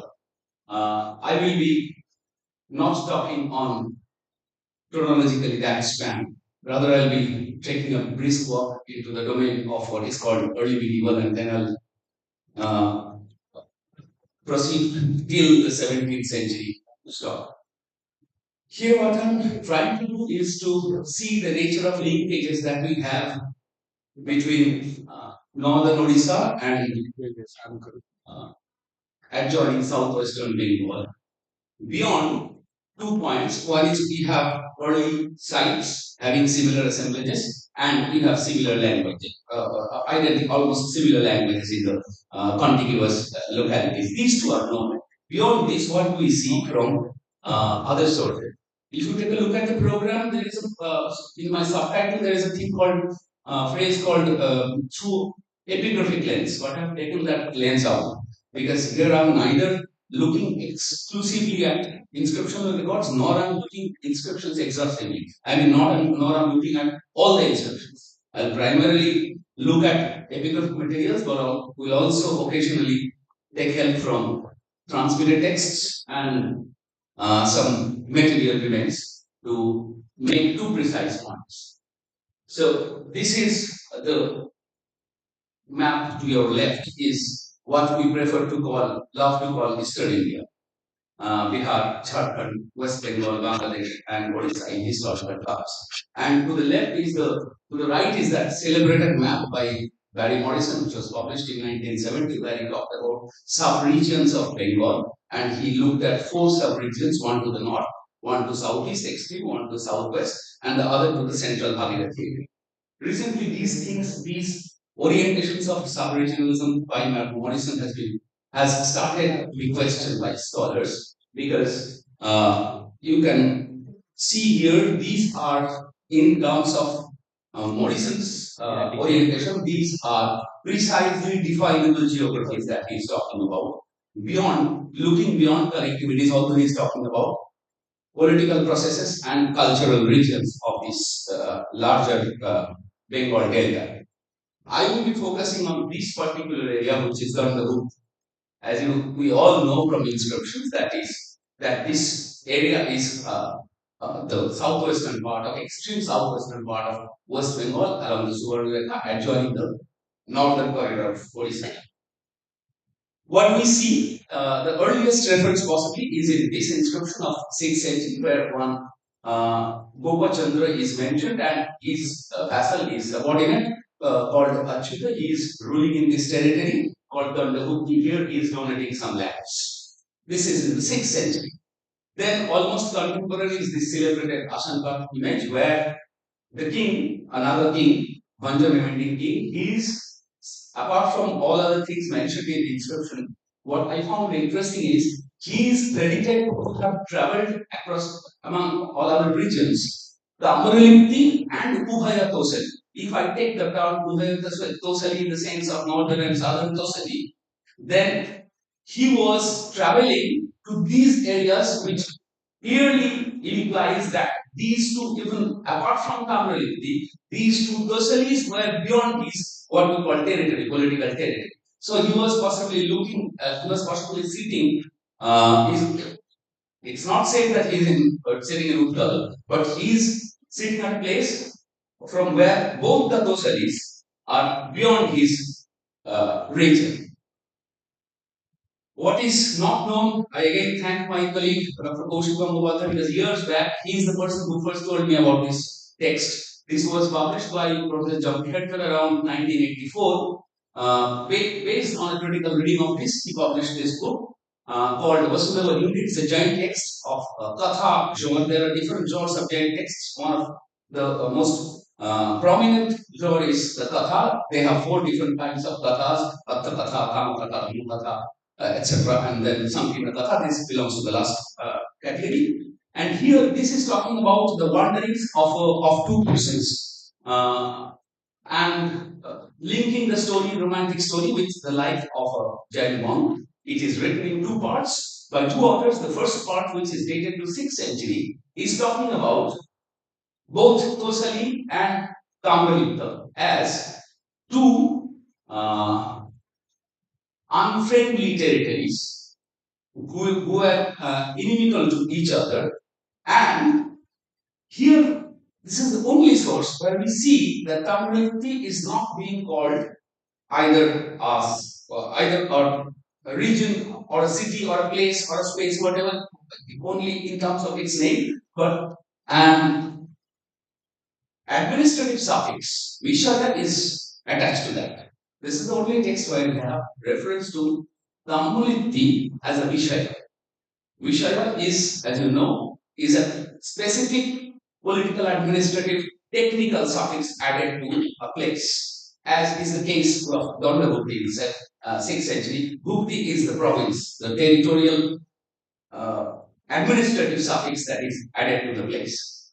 Here also, we also have reference to Ukkala, and it says that one of these characters of the story, he is planning to have materials from Kamalipti and Champa, material from Utkala and Champa to Tamralipti. So it also refers to Tamralipti and Utkala as 2 different regions. So if we stop here in 6th century, we see that both Dandamukti, which is now in the what is now West Midnapur area, and Tamralipti, which is now on the other side in the East Midnapur area, they are mentioned. And here we have in the contiguous territories of Odisha, the places called Utkala and Tosari mentioned in the inscriptions. Coming to 7th century, we have 3 copper plates of Prashanta, the Bengal ruler, 2 of them coming from a village called Atla. It was previously called Midnapur copper plate, but then we retrieved that, the actual find spot of the thing. That's a different issue altogether, but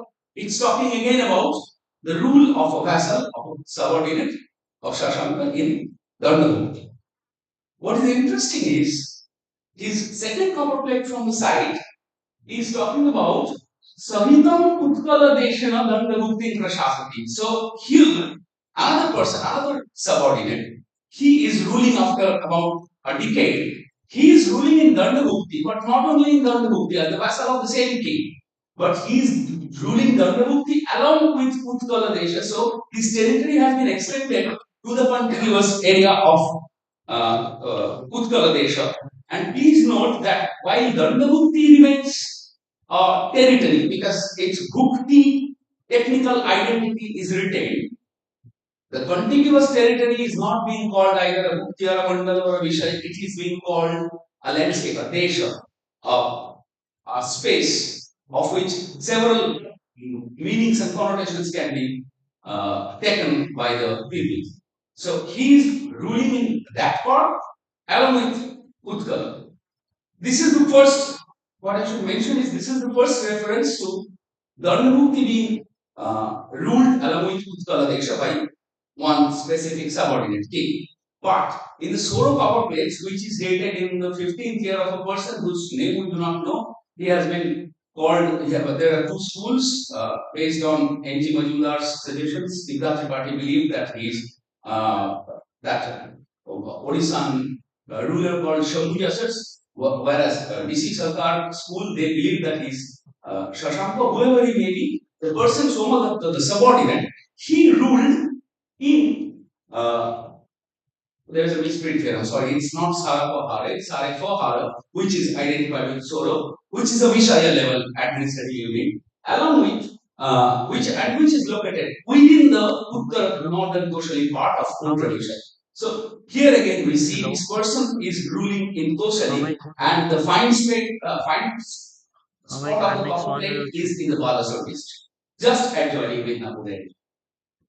Then we have another plate, which is sorry, this year should be ignored. This year 8 is wrong, which is not dated specifically, but it's dated in the reign of Shakti. Well, again we find that another person called the same person called Somadatta is ruling, who was ruling in this plate of from Soro is ruling. This Egra is located in Midnapur. This place is located in Balasore. This person is ruling according to this plate in Dandamukti along with Utkaladesha as did that person in the 19th year of Shashank. If these two Somadattas are to be taken as identical persons. So by 7th century, this Dandamukti Utkaladesha combined contiguous identity is coming into existence. Then if we now come to the Homapara plates, we have several of them. I will take reference from some of them. The Stalche plate of Shivakara IV, it is talking about Shivakara II Unmatta Singha, that this person was is credited of holding sway over the Rada country, and Sindha Tripathi rightly underlines that if he went from here to Rada, he had to cross that intervening corridor of Gandavati, although for suggestion about this identity of Palaking is possibly wrong, that is why I have struck it out. Then we have two plates from Trivandrum Devi in the 9th century. We are talking about Dandabhukti, but as a mandala. Please note the change of the term Dandabhukti mandala here. Earlier, this Danda was the name of the locality and Bhukti was the technical prefix, suffix. Here we have Dandabhukti as the place name and Mandala as the technical suffix. And this was rightly underlined by Sridhar Tripathi. I'll come to that. This was rightly underlined by Sridhar Tripathi, but the interpretation is, to me, it appears a little problematic. What is important here is this is talking about a lady who is making the donation, who came from the Virata lineage and who was married to the Bragadi lineage. This Bragadi lineage has been identified by Siddhartha Party as the Bagadi area of Western Vietnam. And Virata is has as Sir said, there is a Viratgarh in Mayurbanj district, and there are several series of cultural memories and kind of oral histories centering around the Virat Raja. We are not precisely aware of which Virat Raja is mentioned here, but she came from that area. From here, I will go to the material remains. This is one of the rectangular fortified sites, not within the Odishan borderlands, but in the contiguous Medinipur tract, which is called Chandra Rekha God. And here, if you can see these three dots, This one is a fort within Midnapur. This one is a fort. This one is the fort that is shown here at Chandrarekha in the Jhargram area, and this is the fort, famous fort of Raipunia, which is also called Viratgarh. We have one Viratgarh which was referred to way back in the early 20th century by N.N. Basu in Mayurbhanj, and then Kaisagad is there, and we also have a god called Gop God near Midnapur. So, which Srinath also talks about.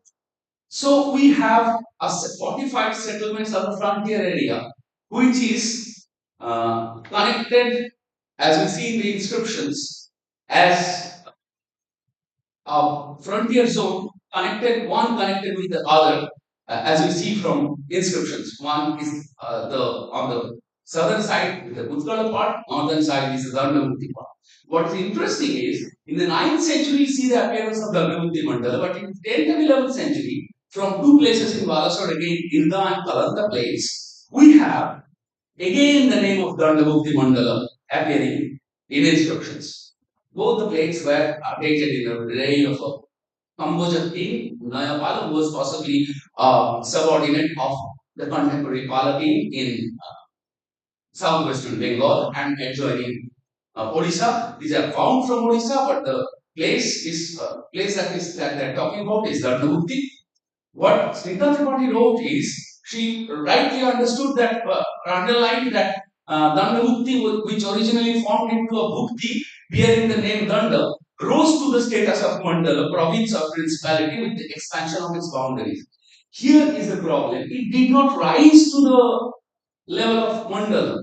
It actually climbed down the scale to the level of the Mandala, because as you know, bhukti is a territory larger unit than Vishaya or Mandala, which is a district administrative unit. So it was a specific geopolitical strategy that these people were making in both Dandamukti as well as Utkala, by the Bhomakaras in the Utkala area and the Kambojas in the Dandamukti area, that they were making this area in terms of their political administration, in terms of their geopolitical strategies. They were designing it into a smaller territorial unit and using this as a corridor between the inner Bengal and then coastal Odisha.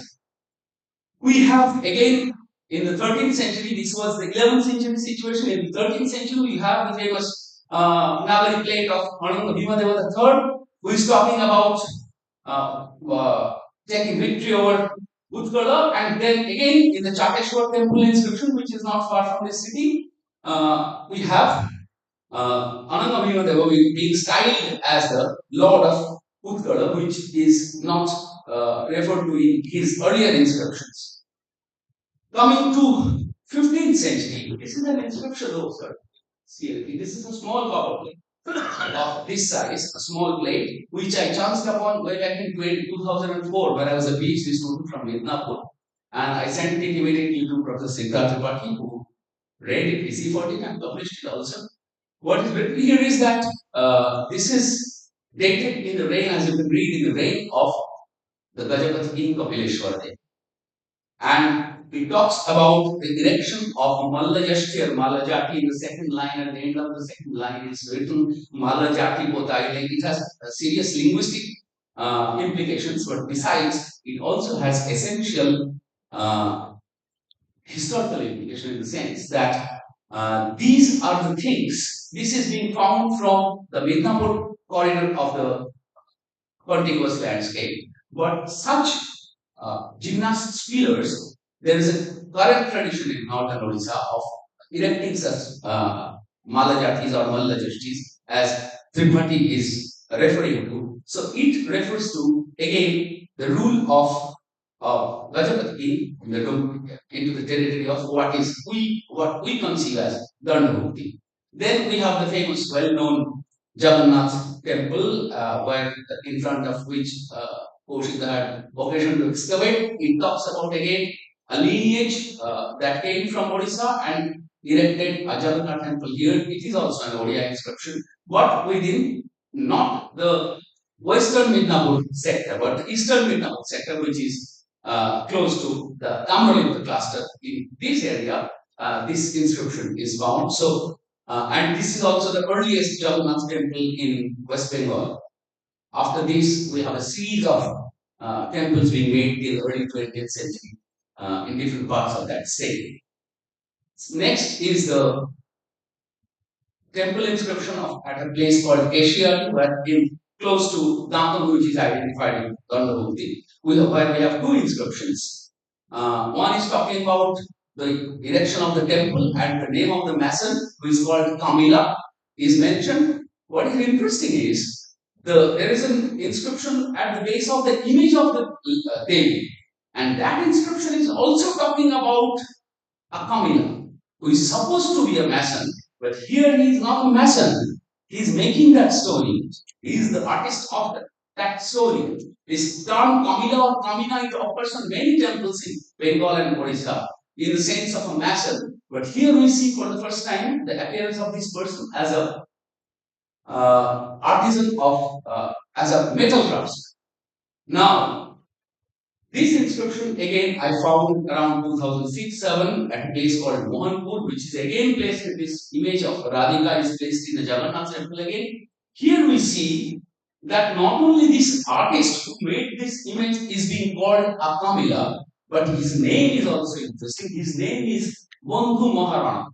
So these Maharanas were in the paleographically, it's dated. The year that it talks about is difficult to identify, but paleographically it should be dated to 16th century, mid 16th or late 16th century. What is interesting is, what is important to note is, this person is named Maharana. These Maharanas are metal craftsmen, and he is also called Kamila. So there was marked mobility among the class of artisans who were both masons as well as metal workers. What is more interesting, again interesting, is that if you go to both east and west Midnapur area, a specific group, social group called the Ranas, they are still the best metal workers of the area.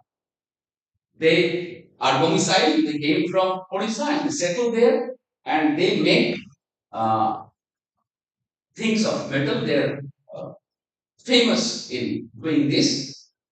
So this way, the cultural linkages continued between 6th and 17th centuries. Based on this, I'll just try to make 2 points. One is, firstly, if we see from 6th to 13th century, you have one contour which is talking about geopolitical strategies and political sways over contiguous regions. From 13th, possibly this contour changed.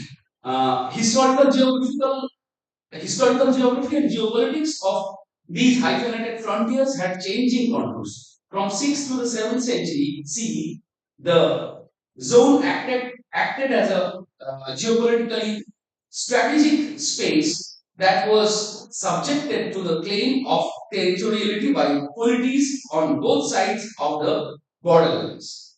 From 6th to the 13th century, the ingredients of linkage started changing.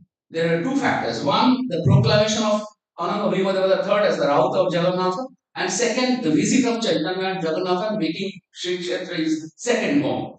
These two factors led to changes in the expression of linkage, and from the linkages of political culture, what we now see is our linkages of social and religious cultures. So in this entire span, the story of linkage from 6th to the 17th century, we see the tragic two separate or rather two linear developments. One shifting from the earlier one in the 7th, 13th century from the advent of the medieval, if I may say so. So in the early medieval, it was more of geopolitical strategies, whereas in the medieval, it was more in terms of cultural interactions. So these were the two specific points, but the story does not end here.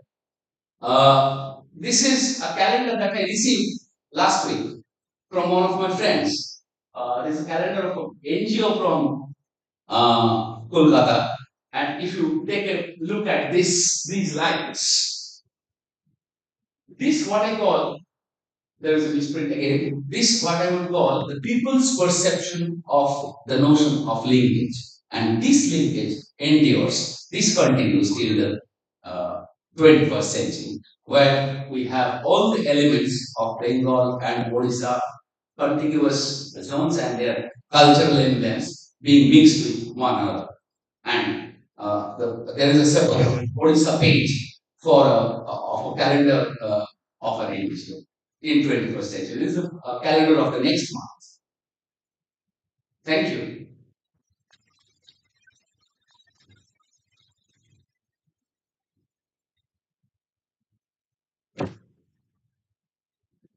Thank you, Dr. Rajat Sanar, for a very interesting presentation. The last one, then you try to relate to capture the mood of the house.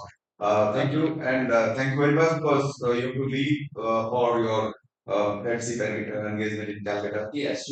Yeah, I think all the papers were very interesting indeed. But as far as I'm concerned, I'm the most culprit. I forgot to mention one very important aspect of archaeological research in my overview. That is the rock art heritage. And here, my friend Professor Sudhasik Pradhan has an excellent work and along with his team. And not only that, other people have also worked. And then rock art research has emerged as a very important area of research in the whole country, like South Africa and Australia. So there also we are doing good work, and there ethnoarchaeological research is also being done. Professor Jagannath Das from Anthropology Department has done a very excellent work linking to the Mongala Kal of the rock art research. I have read his paper, but then after that I have lost contact. So there are so many things. Especially, I am very glad that some students are still attending this. You know, these days, having a seminar, serious seminar, and students attending it, even if 5 or 7 or 10. When there is a dance program in the neighborhood, I mean, I'm feeling that. Therefore, I'm sure that the future of archaeology in Odisha is in safe hands. Because if you continue to have your seriousness like this, I think that kind of seriousness is necessary. And you see, what kind of presentations? I mean, nobody could sort of, it's not, Chaleva time gani. I had to, we have to stop people like me and Professor Ravi Mahathi because if you start talking and talking. So, I'm sorry, Robai, I had to stop you. That is my legitimate right. But at the end of the day, I congratulate all the speakers for their brilliant presentation. Dr. Dayalanji, whom I got utmost regards for him. I was more than fortunate that he delivered the Professor K.S. Bera Memorial Lecture. Incidentally, I was the first person to deliver the first K.S. Bera Memorial Lecture. So it is a great pleasure and privilege. I am grateful to Ravenshaw University for organizing such a very interesting seminar. And it is not the number which matters; it is the quality which matters. And I could see that quality is coming up.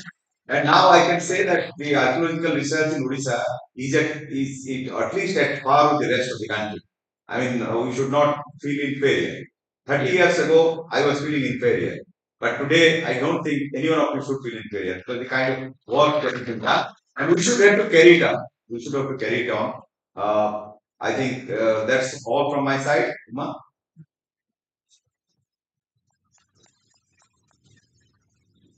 I think we should congratulate Uma for his wonderful spirit. Yes, sir, exactly.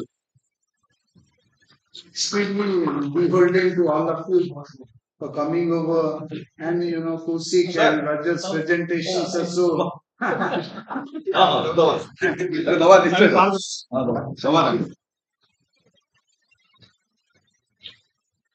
କାଲି ରଜତ ଆଉ କୌଶିକ ରହିବେନି ନା କାଲି କୌଶିକ ରହୁଛି ତ ଠିକ ଅଛି Thank you. I look forward to next 2 days. Prasanna sir is there, will be there. Tomorrow and day after as well. It's as if we are incarcerating people like Professor Vasa, Susan Bhai, Dalan sir. I forced him to, postpone his. There is a talk of Dr. Dalan maybe tomorrow at India Habitat Center. Oh. I forced him to cancel that. I'm extremely No, grateful to all of you. you need not be apologetic. We are grateful for his presence here. And Sir, Pradeep Behra won't be there tomorrow because of his some personal family tragedy. And therefore, I request you to chair the tomorrow's morning session, which will be on prehistory. And again, I'm requesting to come early. We'll have our first session at 9:30 here.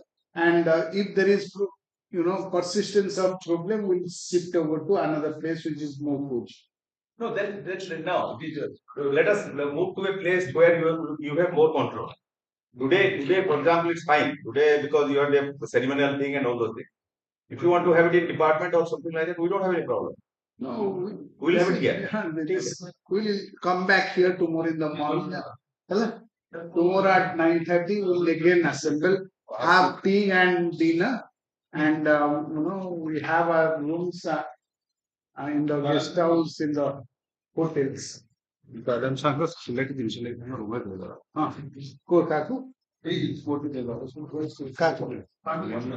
हाँ साथ गाड़ी दे दे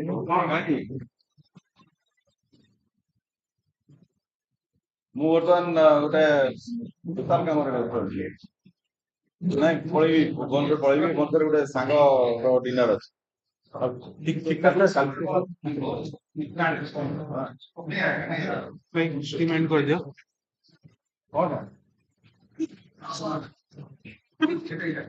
ओ ये